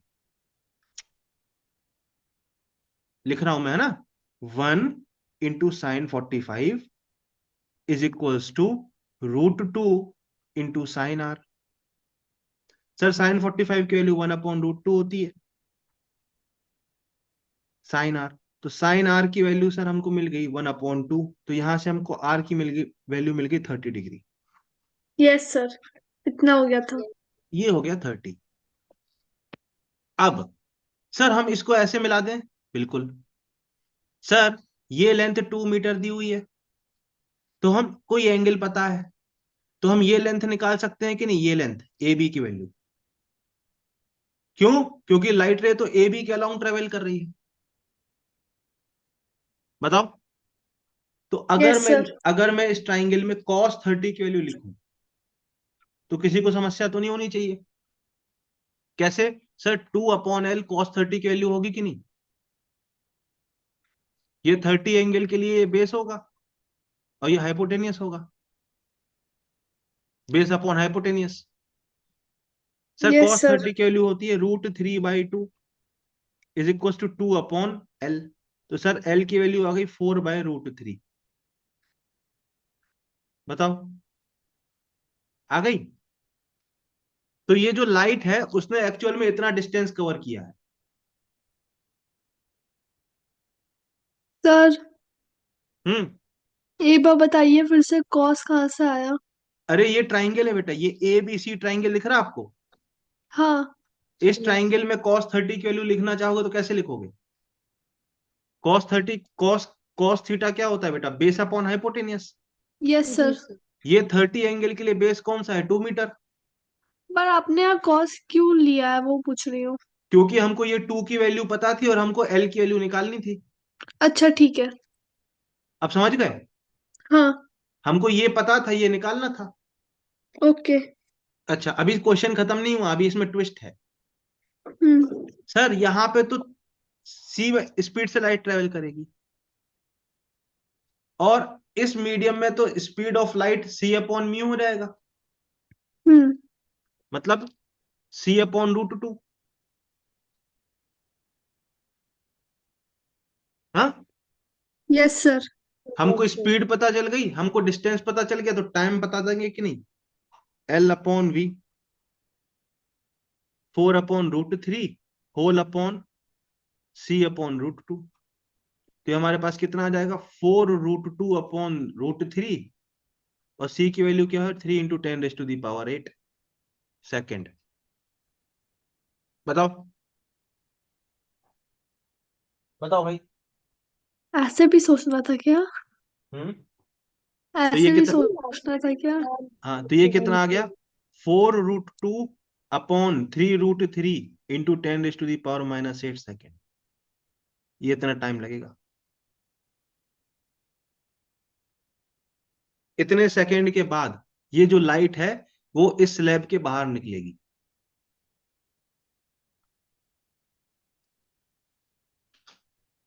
बताओ, ऐसी कोई चीज थी इस क्वेश्चन में जो आप नहीं जानते थे? नहीं। नहीं सर। हाँ, नहीं सर। बताओ। बस क्या है ना, आपने ऐसा कभी देखा नहीं। अब मान लो गलती से ऐसा कोई सवाल इससे मिलता जुलता आ गया तो आप समझ जाओगे कि अच्छा हाँ ऐसे हम। इसमें खास बात क्या थी, आपको ध्यान रखना है कि स्पीड जो लाइट की है वो चेंज होगी। ये इंपॉर्टेंट पॉइंट है। और दूसरी बात ध्यान रखना है कि स्पीड ऑफ लाइट, जो लाइट डिस्टेंस ट्रेवल करेगी वो स्ट्रेट लाइन में नहीं करेगी, उसका डायरेक्शन चेंज हो जाएगा। ये वाला जो डायरेक्शन था इसके अलोंग लाइट नहीं आएगी। लाइट क्या हो जाएगी? बेंड हो जाएगी। लाइट क्या हुई? बेंड हुई है। तो ये नया जो पाथ है वो पाथ लेंथ आपको निकालना है, तो मैंने पाथ लेंथ यहाँ पे ऐसे निकाला cos 30 की वजह से। क्या आपको ये बात समझ आया? Yes sir. बताओ कि नहीं समझ आया हो तो पूछ लो बेटा। आया सर। पक्का? पक्का। Yes sir. हम्म। सर ऐसे क्वेश्चन जेईई एडवांस में आता है क्या? जेई एडवांस में हाँ, वो तो जेई एडवांस में तो इससे भी ज्यादा अच्छे आते हैं। ठीक है, पर ये मैक्सिमम मैक्सिमम है। आपके नीट में आएगा तो ये मैक्सिमम लेवल का सवाल मैंने आपको करा दिया, मैक्स। इससे ऊपर नहीं आ सकता। इस टॉपिक पे ओके। इससे अच्छा सवाल नहीं आ सकता नीट में। आ ही नहीं सकता, पॉसिबल ही नहीं है। ये आपको एक मैक्स, इस टॉपिक पे मैक्सिमम लेवल का सवाल मैंने करा दिया, इससे अधिक सवाल नहीं आएगा। बताओ। इसलिए क्वेश्चन डिफिकल्ट नहीं है, बस इसमें दो तीन कॉन्सेप्ट मिक्स है, इसलिए समझ मिक्स है, नहीं आया था। हाँ बस मिक्स है और कुछ नहीं बेटा। यस, बताओ। Yes sir. जी। बताओ बताओ बताओ। Okay sir, next. आगे बढ़े। Yes sir. अच्छा, यस सर। अब एक बात मुझे बताना। ये हमारा मीडियम है, मतलब ये हम्म। हमारा इंटरफेस है। ठीक। Yes sir. अब अगर ये हमारा इंटरफेस है, ठीक है, और एक सेकंड के लिए मान लेते हैं ये एयर है और ये हमारा कुछ मीडियम है, लेट से वाटर है, जिसका रिफ्रैक्टिव इंडेक्स क्या है? म्यू है। ठीक है। Yes sir. अब यहां पे कहीं कोई ऑब्जेक्ट ऐसे रखा हुआ है, लाइक दिस। यहां कहीं कोई ऑब्जेक्ट रखा हुआ है बेटा, ठीक, लाइक दिस। ये ऑब्जेक्ट रखा हुआ है, ठीक है। लेट्स से एच डेप्थ पे रखा हुआ है, एच डेप्थ पे यहां पे ऑब्जेक्ट रखा हुआ है, ठीक। और ठीक। यहां कहीं आपकी आंख है, आप यहां पे इस ऑब्जेक्ट को देखना चाह रहे हो ऐसे, ठीक है। तो क्या होगा बेटा, एक रे ऑफ लाइट ऐसे जाएगी, ऐसे कहीं, ठीक, ऐसे जाएगी। जाएगी कि नहीं जाएगी बताओ? बिल्कुल जाएगी। Yes sir.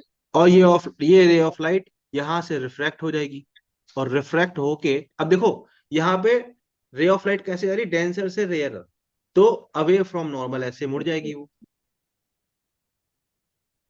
ऐसे।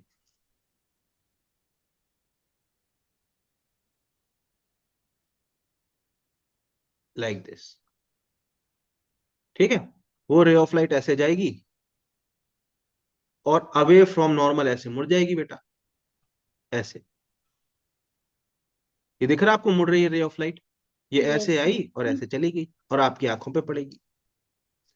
आपको इसकी इमेज कहाँ दिखेगी, मतलब आपको ये ऑब्जेक्ट कहाँ दिखेगा, आप इसको एक्सट्रापोलेट करोगे ऐसे, और आपको ये ऑब्जेक्ट एक्चुअल में तो रखा था यहां, आपको दिखेगा यहां।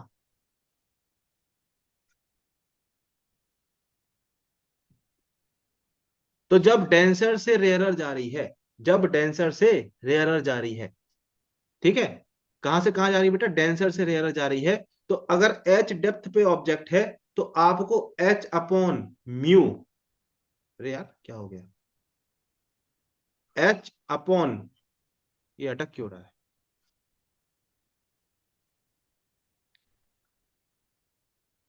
एक हाँ। बार रिफ्रेश कर लो आप। नहीं रिफ्रेश नहीं हो सकता ना बेटा, ये जो सॉफ्टवेयर है रिफ्रेश करेंगे तो सब मिट जाएगा। एच अपॉन, अब देखते हैं, अब चल गया, ठीक है। एच अपॉन म्यू डेप्थ पे ऑब्जेक्ट दिखेगा, बताओ बताओ बताओ बताओ। Yes sir. Yes sir.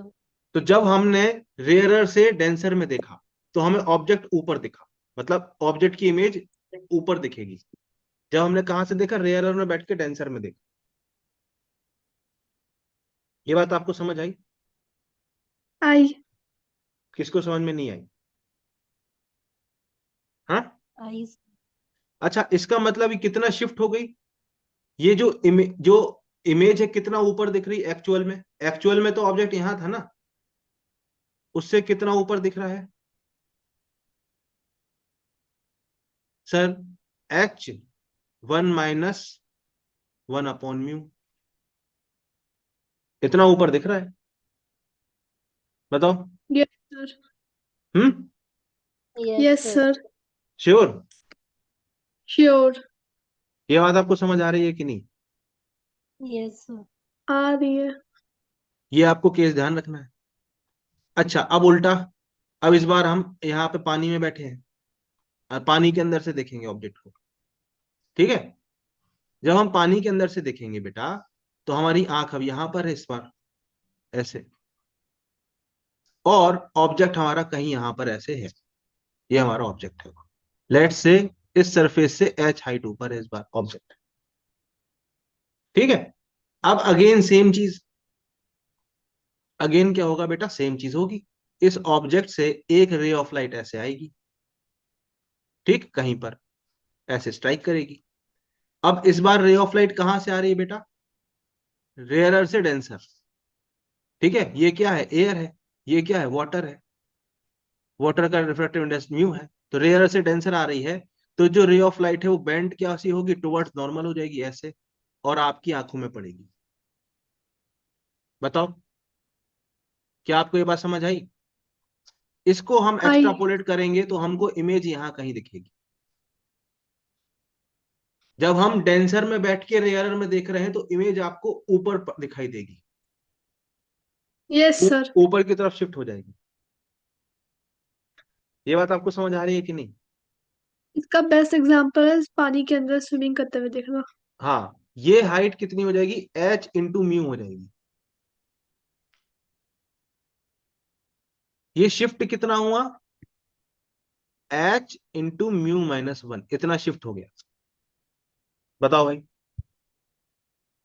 बताओ बताओ बताओ, क्या यस आपको ये सर। बात समझ आया कि नहीं आया? आई। आया। बताओ, पक्की बात पक्की यस बात। कि कुछ नहीं पल्ले पड़ा? नहीं पड़ेगा तो हम लोग बता देंगे। ये बात यस समझ आया कि नहीं? आया हम्म। सर। हाँ, समझ में आया सर। आया। हाँ यस। सर। आगे। आ गया है तो फिर एक फेमस सवाल है, फिर बता दो।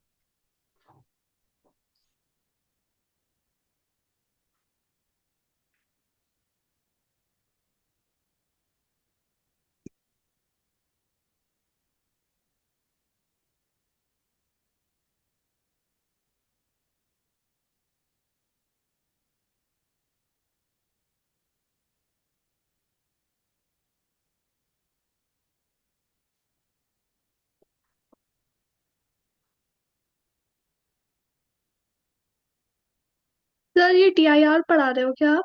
नहीं बेटा, टीआईआर इसके बाद, बहुत बाद आएगा। अभी अभी कहाँ टीआईआर पहुंचे? ओके। अगली क्लास में पहुंचेंगे टीआईआर। यहाँ पे एक मछली है बेटा, ठीक है, ऐसी मछली है, फिश। ये फिश इस वाटर लेवल से 20 मीटर नीचे है। ठीक है। वाटर लेवल है, वाटर का म्यू है 4/3, ये वाटर है। इस वाटर से ऊपर यहां पर एक ऐसे बर्ड उड़ रही है। कितनी ऊपर उड़ रही है? लेट से 30 मीटर। आपको ये बताना है, ये बर्ड है, एयर में उड़ रही है। आपको ये बताना है बर्ड को फिश अपने से कितनी दूरी पे दिखेगी, और फिश को बर्ड अपने से कितनी दूरी पे दिखेगी। क्वेश्चन समझे? Yes sir. बताओ फिर। Yes sir.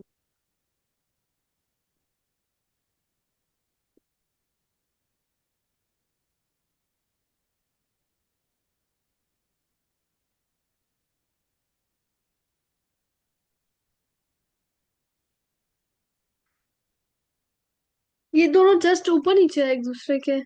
हाँ, जस्ट ऊपर नीचे, हाँ ये बताना भूल गया, जस्ट एक दूसरे के ऊपर नीचे है। ठीक है।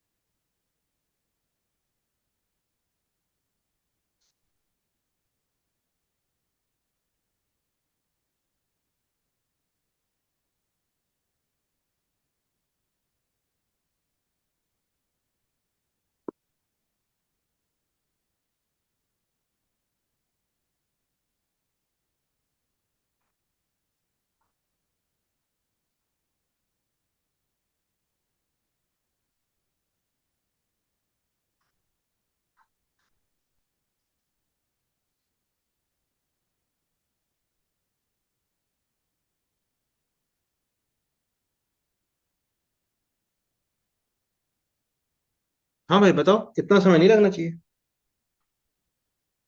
सर, बर्ड जो है वो रेयर मीडियम से देख रहा है, ठीक है, फिश को।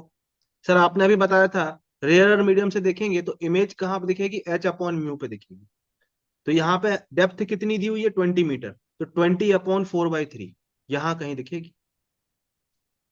बताओ, यहाँ कहीं दिखेगी 20/4/3 पे।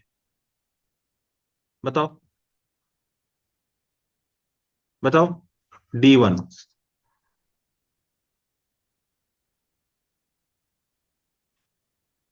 15 सेंटीमीटर, सरफेस से 15 सेंटीमीटर की गहराई पे दिखेगी इमेज ऑफ फिश। किसको? बर्ड को। तो बर्ड को अपने से कितनी दूरी पे इमेज दिखेगी सर? 30 ये, 15 ये। तो डिस्टेंस जो बर्ड बर्ड से कितनी दूरी पे दिखेगी? 30 + 15, मतलब 45 सेंटीमीटर की दूरी पे दिखेगी। बर्ड को ऐसा लगेगा कि फिश 45 सेंटीमीटर की दूरी पे है, 45 मीटर, सॉरी, सब मीटर में था ना, 45 मीटर की दूरी पे है। फिश को बर्ड और ऊपर नहीं लगेगी? अरे बेटा, बर्ड से देख रहे हैं अभी हम, बर्ड व्यू लिखा ना। अच्छा हाँ। बर्ड को कैसा लगेगा कि फिश 45 मीटर की दूरी पे है। Yes sir. अब हम फिश के व्यू से देख रहे हैं, अब हम फिश के पास चले गए। हाँ भाई फिश, तुम बताओ, हेलो हेलो फिश। फिश बोलेगी कि हम तो डेंसर मीडियम में बैठे हैं और रेयर मीडियम में देख रहे हैं, तो बर्ड की इमेज हमको और ऊपर दिखेगी। हाँ सर, यहाँ कहीं दिखेगी इमेज। कितनी दूरी पे दिखेगी सर? ये तो हम D2, मतलब सरफेस से D2 दूरी पे दिखेगी। Yes sir. सर D2 की वैल्यू आपने बताई थी क्या सर? 30 × 4/3। ये देखो H × म्यू होता है। तो सर ये कितना हो जाएगा सर? 40 मीटर हो जाएगा। मतलब सरफेस से 40 मीटर ऊपर इमेज दिखेगी। तो डिस्टेंस कितना होगा टोटल? डिस्टेंस जो फिश को, डिस्टेंस ऑफ बर्ड, देखो, 60 metre. Distance of fish with respect to bird और distance of bird with respect to fish, मतलब फिश को बर्ड कितनी दूरी पे देखेगी सर? ये हम खुद 20 पे थे, इमेज 40 पे बन गई। Yes sir.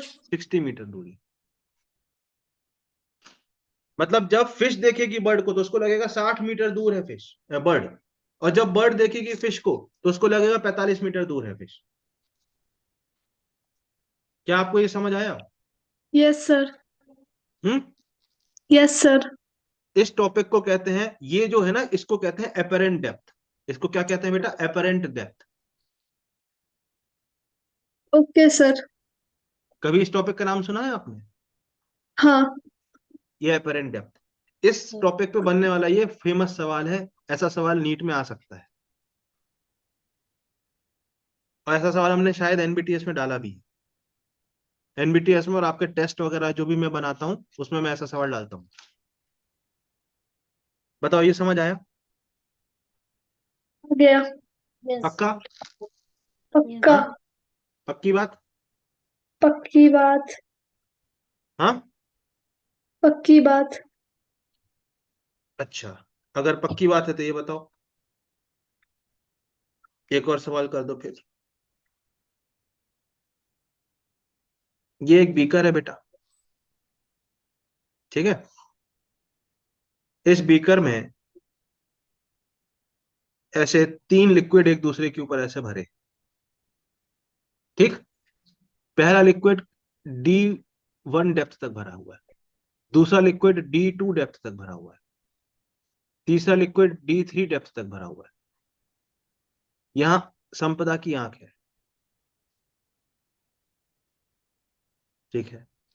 और इस लिक्विड के यहाँ पे नीचे एक कॉइन है, 1 रुपए का सिक्का है ये कॉइन, ठीक है? संपदा की आंख जस्ट इस सरफेस के ऊपर ही है, जस्ट सरफेस के ऊपर ही है। तो आपको ये बताना है कि संपदा को कॉइन की डेप्थ, एपरेंट डेप्थ कितनी लगेगी। Find apparent depth of coin.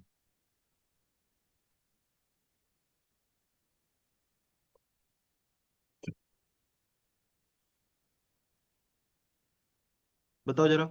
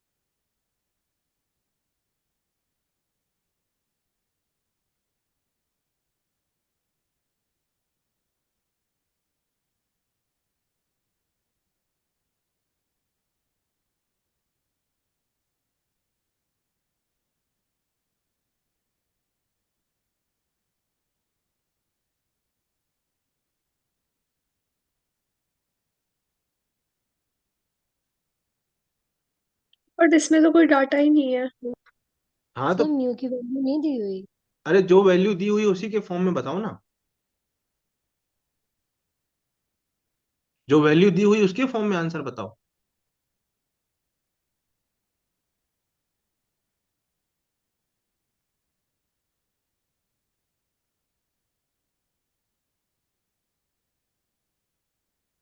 हम्म।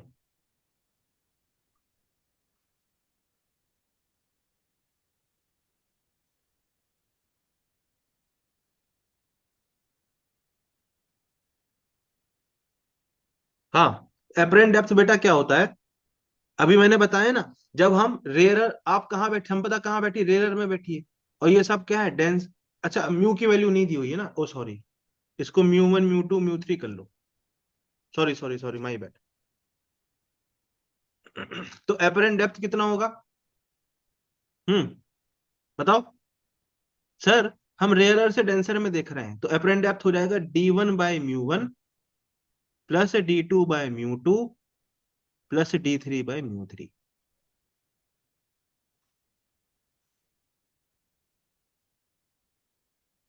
ये वेरी इंपॉर्टेंट रिलेशन है, ये वेरी इंपॉर्टेंट, इस पे सवाल बनते हैं। मैं तो 1.3 लेकर बनाने लग गई थी। क्या करने लगी थी? मैं तो 1.3 लेकर बनाने लग गई थी। हाँ, अब आ गया। अलग हम्म। अलग है तो म्यू 1 म्यू 2 म्यू 3 होगा, तो हर एक का d1/μ1 plus d2/μ2 plus d, क्योंकि लाइट पहले यहां से पास होगी, यस सर। तो इसकी वजह से शिफ्ट होगा, फिर लाइट इस वाले जोन से पास होगी तो उसकी वजह से भी शिफ्ट होगा, और फिर लाइट इस वाले जोन से पास होगी तो उसकी वजह से भी शिफ्ट होगा, तो नेट शिफ्ट तीनों की वजह से ऐड करना पड़ेगा। Yes sir. Yes sir. ये समझे कि नहीं समझे? समझ गए। ये क्वेश्चन कर दो फिर, ये जेई मेंस में आया बेटा, ठीक है, जेई मेंस में आया हुआ है, 2023 का सवाल है।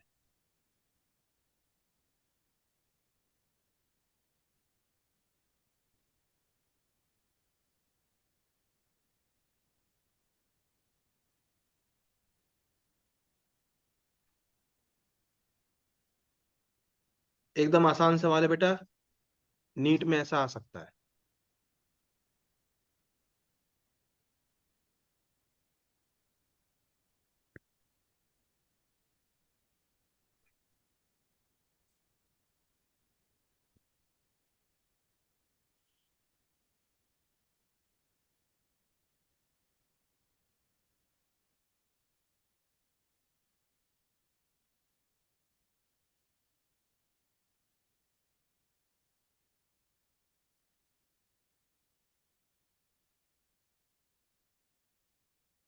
कितना है आंसर, इतने में आ जाना चाहिए बेटा, ये आसान, मतलब इतने में हो जाना चाहिए कैलकुलेशन, बताओ कितना है बेटा।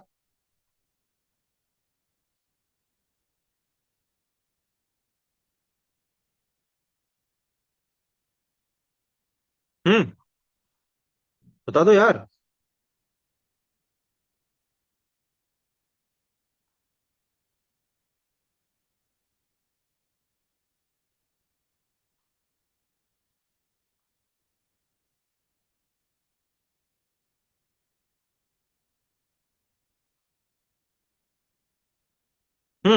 बताओ कितना है आंसर। सर, ऑब्जेक्ट यहां रखा हुआ है, हाँ, ये वाटर है, बिल्कुल सही, वाटर का म्यू क्वेश्चन में दिया है, हाँ 4/3, तो इसका म्यू क्वेश्चन में दिया हुआ है 4/3। सर, ऑब्जेक्ट तो भले यहाँ रखा है, पर ये हमको प्रतीत होगा यहाँ कहीं, इसकी अपरेंट डेप्थ कितनी होगी सर, ये वाली डेप्थ कितनी होगी, डी डैश, सर वो हो जाएगी, सर डी डैश की वैल्यू आ जाएगी सर 8/μ, तो 8/4/3, तो ये हमारे सर पास, बन रहा था, 1 मिनट रुक जाते हैं आप। अच्छा, करो करो करो। ठीक है, अब आप बता ही दीजिए। तो ये हमको इस सरफेस से 6 सेंटीमीटर की डेप्थ पे दिखेगा, मतलब मिरर की रेस्पेक्ट में, ठीक है सर। ये लेंथ कितनी है, ये चेंज नहीं होने वाली, ये 50 थी, ये 8 थी, तो ये हमारी कितनी हो जाएगी, 42 सेंटीमीटर। तो मिरर के लिए ये ऑब्जेक्ट कहां पर होगा, ओ डैश पे होगा, कितनी दूरी पे, 42 + 6 48 पे, मेरा भी यही आया। है ना। तो मिरर के लिए ऑब्जेक्ट 48 पे है, तो वो इमेज कहां बनाएगा, 48 सेंटीमीटर पीछे। Yes sir. हाँ, तो ये यस हमारी सर। मिरर के अंदर ये हमारी इमेज बन गई। ठीक है, अब पूछा क्या है कि image bottom of the tank से कितना दूरी है, मतलब ये इमेज का बॉटम ऑफ द टैंक से कितनी दूरी है, तो ये लेंथ कितनी है 50, ये लेंथ कितनी है 40, तो ये हमारी दूरी कितनी हो जाएगी 50 प्लस 48, कितनी हो जाएगी 98। Yes sir. ये जेईई मेंस में आया सवाल, कितना प्यारा सवाल आया देखो। इजी है। यस इजी तब है बेटा आई जब थिंक। आपको ये सब समझ में आया है, नहीं तो बेटा ये सवाल बहुत हाँ। अच्छे लेवल का सवाल है, हाँ गुड सर, क्वेश्चन है ये। पहले हार्ड लग रहा था। हाँ, हाँ, फिर वो एक एक करके वैल्यू निकालनी थी। This is a very good question जिसमें अगर ये लास्ट क्वेश्चन, में प्लस करना भूल जाएंगे तो भी दिक्कत है। हाँ this is a very good question, क्योंकि इसमें प्लेन मिरर से इमेज भी बनवाई उसने, ठीक है, एपरेंट डेप्थ का कॉन्सेप्ट भी लाया, पर कैलकुलेशन इज वेरी सिंपल, मतलब इतनी सिंपल कैलकुलेशन है कि आप ओरल कर सकते हो इसको। Yes sir. मतलब जिस बच्चे की अच्छी प्रैक्टिस होगी ना वो पेन भी नहीं चलाएगा इस सवाल में। तो इस सवाल में प्योरली कंसेप्ट है, प्योरली कंसेप्ट, कि आपको प्लेन मिरर का कंसेप्ट आना चाहिए। क्या क्या आना चाहिए इस सवाल में आपको? पहला तो सर आपको प्लेन मिरर का कंसेप्ट आना चाहिए जो मैंने पहली क्लास में पढ़ाया था, हाँ। ठीक है। दूसरा आपको एपरेंट डेप्थ का आना चाहिए। दो कंसेप्ट में मिक्स क्वेश्चन आया है, ब्यूटीफुल क्वेश्चन जेई मेंस में। बताओ भाई, बताओ यार, समझ आया कि नहीं आया? भरोसा जी। नहीं हो रहा, जेई मेंस का क्वेश्चन बन गया। कितना आसान भरोसा है नहीं। बताओ? भरोसा नहीं हो रहा, जेई मेंस का क्वेश्चन बन गया। भरोसा नहीं हो रहा? Yes sir. कोई बात नहीं बेटा, हम ऐसे लेवल पर ले आएंगे कि आप जेई मेंस का पेपर खुद ही सॉल्व कर दोगे, डोंट वरी, इसकी आप चिंता मत करो बेटा। Yes sir. हम्म इसकी आप बिल्कुल भी चिंता मत करो, ठीक है। हम्म। तो अभी हम जो क्वेश्चन करा रहे थे आपको, हम्म।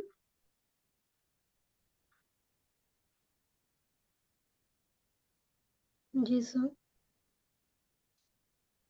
उसका एक छोटा भाई ये आया है जेई मेंस में।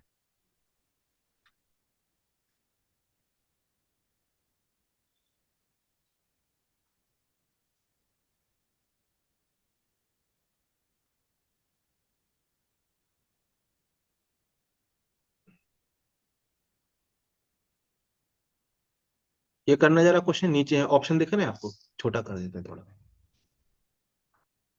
अब ठीक है, करो जरा। हम्म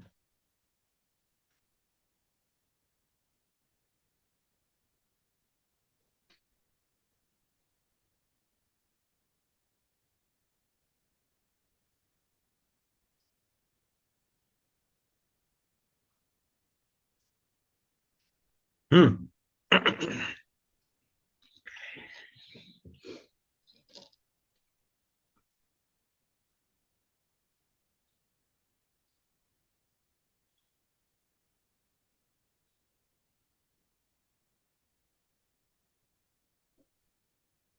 अच्छा, ये वो कॉज वाला क्वेश्चन है ना? ये ये एक्चुअल में फिजिक्स का सवाल है ही नहीं, ये ट्रिग्नोमेट्री का सवाल है, इसमें फिजिक्स लगेगी ही नहीं। हम्म। यहाँ बट पे, अभी आपने कुछ देर पहले ऐसा क्वेश्चन करवाया हाँ है। यहाँ पे मैंने जो ये एल की वैल्यू निकाली ना बेटा, जी। ये जो एल एल वाला, है बेटा, यस सर। इसको कहते हैं ऑप्टिकल पाथ। ओके। ऑप्टिकल वो पाथ होता है जिस पाथ पे लाइट ट्रेवल करती है, ठीक है। अब ये इतना सिंपल सवाल है, इतना प्यारा सा सवाल, देखो ये एंगल 60 डिग्री है तो ये एंगल 30 हो जाएगा, और ये 30 यस डिग्री सर। एंगल है, ये तो दिया ही हुआ है, ठीक है। अब हम्म। इस ट्राइंगल में आपका ऑप्टिकल पाथ कौन सा हो जाएगा, एओ प्लस ओबी।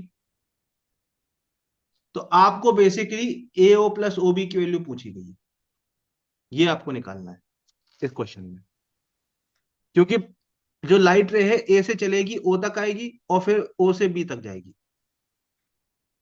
ये समझ आया कि नहीं? Yes sir. अब ये यस। वाला जो ट्राइंगल है, इस पॉइंट को अगर मैं सी बोल दूं, तो ए सी ओ ट्राइंगल में आप क्या लगाओगे बताओ? हमको एओ की वैल्यू निकालनी है, तो हम साइन 30 लिखेंगे कि नहीं लिखेंगे? लिखेंगे। साइन 30 की वैल्यू क्या हो जाएगी सर, ए अपॉन ए ओ। तो ए ओ की वैल्यू क्या आ जाएगी, 2a आ जाएगी कि नहीं आ जाएगी? आ जाएगी। एक स्टेप और लिख देता हूं आपके लिए, कैलकुलेशन में दिक्कत। साइन 30 की वैल्यू हाफ। अब बताओ ए ओ की वैल्यू 2a आ जाएगी कि नहीं आ जाएगी? आ जाएगी। ये तो आ गई जी 2a। अब ओ बी की वैल्यू निकालो इस ट्राइंगल से, इस पॉइंट को डी बोल दो। तो ट्राइंगल ओ डी बी में हमको फिर से लेंथ क्या निकालनी है, ओ बी निकालनी है। हाँ। ओ बी निकालनी है तो हम इस बार क्या लिखेंगे, cos 30 लिखेंगे कि नहीं लिखेंगे? लिखेंगे। क्योंकि हमको जी ये वाली लेंथ बी पता है, ये बी पता यस है हमको। सर। तो जी B sir. Upon O B. cos 30 की वैल्यू क्या होती है, √3/2 is equal to B upon O B. तो यहां से हमको ओ बी की वैल्यू क्या मिल गई बेटा, 2b/√3।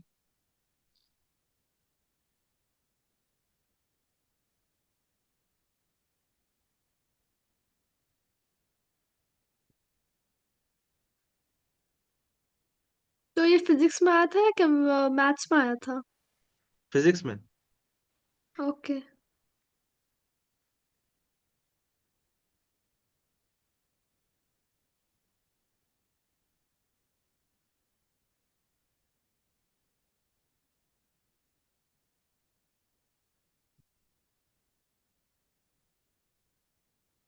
बताओ। आ गया समझ। हम्म, जी सर। समझ आ गया। हम्म। जी सर। तो यहाँ ए से जब लेंथ चलेगी लाइट, तो 2a डिस्टेंस कवर करके ओ पहुंचेगी, और उसके बाद 2b/√3 डिस्टेंस कवर के वो बी पहुंचेगी। तो ये जो जिस पाथ के अलोंग ये एरो दिखाया गया, इसी को कहते हैं optical path. This is optical path. ये जो पाथ दिखाया जाता है ना, यही ऑप्टिकल पाथ होता है। ओके बात समझ सर। आई कि नहीं आई? आ जी गया। सर। हम्म। समझ आ यस सर। गया। बहुत कठिन सवाल है। नहीं यस सर, सर। ठीक था। अगर हम्म। कॉन्सेप्ट समझ में आया तो, कॉन्सेप्ट समझ में आया तो ठीक था। है ना? जी सर। बेटा समझ आ जाएगा ना तो क्या होता है, फिर रटना नहीं पड़ेगा आपको। हाँ जी सर। हम्म। यश बताओ। Yes sir. तो अब 11 बज गए हैं, आप लोग थक भी गए होगे, है ना? तो अब हम लोग आज पता की ही नहीं क्लास। चला। हम्म। यस सर, पता आज ही नहीं कैसे। चला पता टाइम नहीं का। चला? यस सर, क्लास बहुत इंटरेस्टिंग थी। अरे कैसे पता नहीं चला? मेरे को टाइम का पता ही नहीं चला। हम्म। जी सर।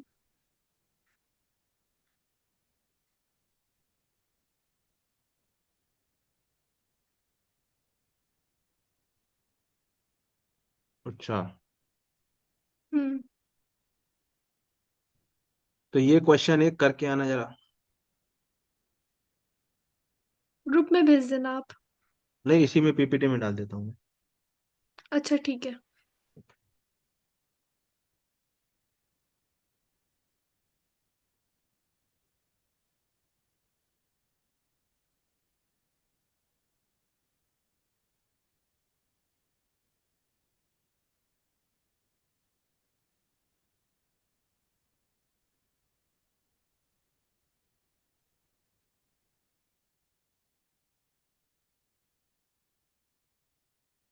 नहीं, क्वेश्चन में कुछ गलती है, गड़बड़ है, रुक जाओ, दूसरा दिखता।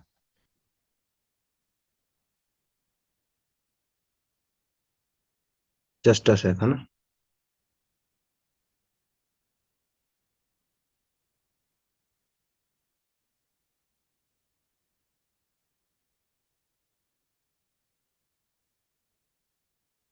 हाँ, ये देखना जरा।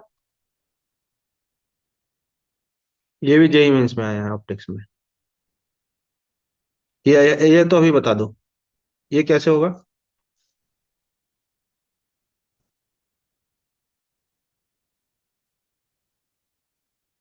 हम्म। ये बेसिकली ऑप्टिक्स का सवाल नहीं है, पर चलो बता दो, क्योंकि आपने ऑलरेडी पढ़ा तो हो गई। जी सर, वो सबसे पहले वाला जो करवाया था आपने। नहीं नहीं, सबसे ऑप्टिक्स का है ही नहीं ये सवाल। इलेक्ट्रोमैग्नेटिक वेव्स पढ़ते हो ना, यस सर। उसका सवाल है ये। कैसे होगा?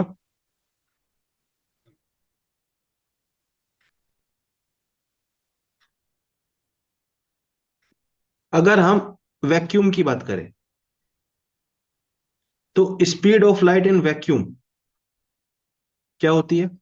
1/√ऑफ म्यू नॉट एप्सिलॉन नॉट। ठीक। अगर हम किसी मीडियम की बात करें तो speed of light in medium क्या होती है मालूम है? तो 1/√ऑफ mu not mu R epsilon not epsilon R. इसमें से हम √ऑफ म्यू नॉट एप्सिलॉन नॉट को अलग ले लें और म्यू आर एप्सिलॉन आर को अलग ले लें। तो ये हम लिख सकते हैं ना, C/√ऑफ म्यू आर एप्सिलॉन आर। बताओ। बताओ। Yes sir. हम्म। अब आपको इस सेकंड वाले में स्पीड ऑफ लाइट पूछी गई। ठीक है। तो सेकंड मीडियम में, मीडियम 2 में C/√ऑफ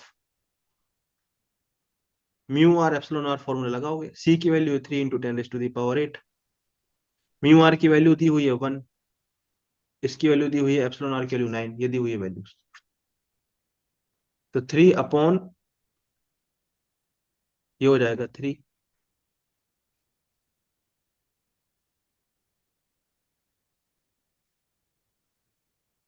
बताओ। बताओ। हम्म। ये कहां पढ़ते हैं हम? एक चैप्टर है इलेक्ट्रोमैग्नेटिक वेव्स, EM वेव्स, उसमें ये पढ़ते हैं फॉर्मूला। Yes sir. अब याद रहेगा। हाँ। Yes vacuum sir. में क्या होता है? 1/म्यू नॉट एप्सिलॉन नॉट। और मीडियम में क्या हो जाता है? म्यू आर एप्सिलॉन आर साथ में आ जाता है। या हम्म। इसको आप ऐसे सिंप्लीफाई करके C/म्यू आर एप्सिलॉन आर कह सकते हो। सी क्या है? तो 4 ऐसे ही दिया था। हाँ। 4 ऐसे ही दिया था क्वेश्चन में। नहीं, ये एक्स्ट्रा डेटा है कंफ्यूज करने के लिए बच्चों को, टू कंफ्यूज वही बोल बच्चा। रही हूँ, ऐसे ही दिया था। हाँ। अगर आपसे ये C2 की मतलब इसमें यहाँ V2 की V2 से दर्शाया है, C2 को यहाँ V2 से दर्शाया है। हम्म। ठीक है। V2 नहीं, सॉरी, म्यू म्यू टू है वो, फ्रीक्वेंसी है वो। ठीक है। अच्छा, आपको मान यस लो सर। मीडियम 1 में स्पीड पूछ लेता तो सेम फॉर्मूला फिर से लगाते। 3 × 10 वन इंटू फोर पावर 8। करते ना। हाँ, √ऑफ 1/4 होता है 1 के लिए, मीडियम नंबर 1 के लिए। Yes sir. तो ये 3 × 10⁸ हो जाता। तो ये यस जी। सर। 1.5 × 10⁸ मीटर पर सेकेंड हो जाता। तब सी आता आंसर। तब आंसर 3 हो जाता। वो ऑप्शन भी दे के रखा है उसने। बताओ। हम्म। यहाँ पे मीडियम जी 2 सर। पूछा है, ध्यान से। तो यहाँ पे क्या है? ध्यान से क्वेश्चन पढ़ो, ध्यान से क्वेश्चन पढ़ो। बताओ, इजी है।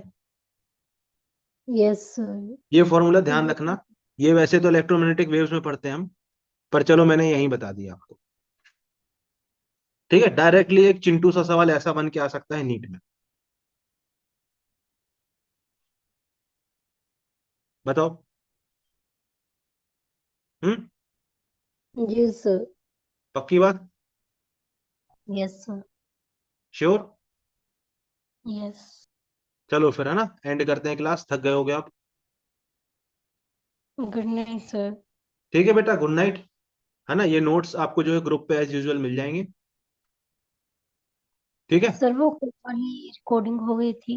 क्या? हाँ, कल की रिकॉर्डिंग की थी मैंने। Okay sir. ठीक है, आज की भी की है। आज की चालू कर दी थी ना अपन ने।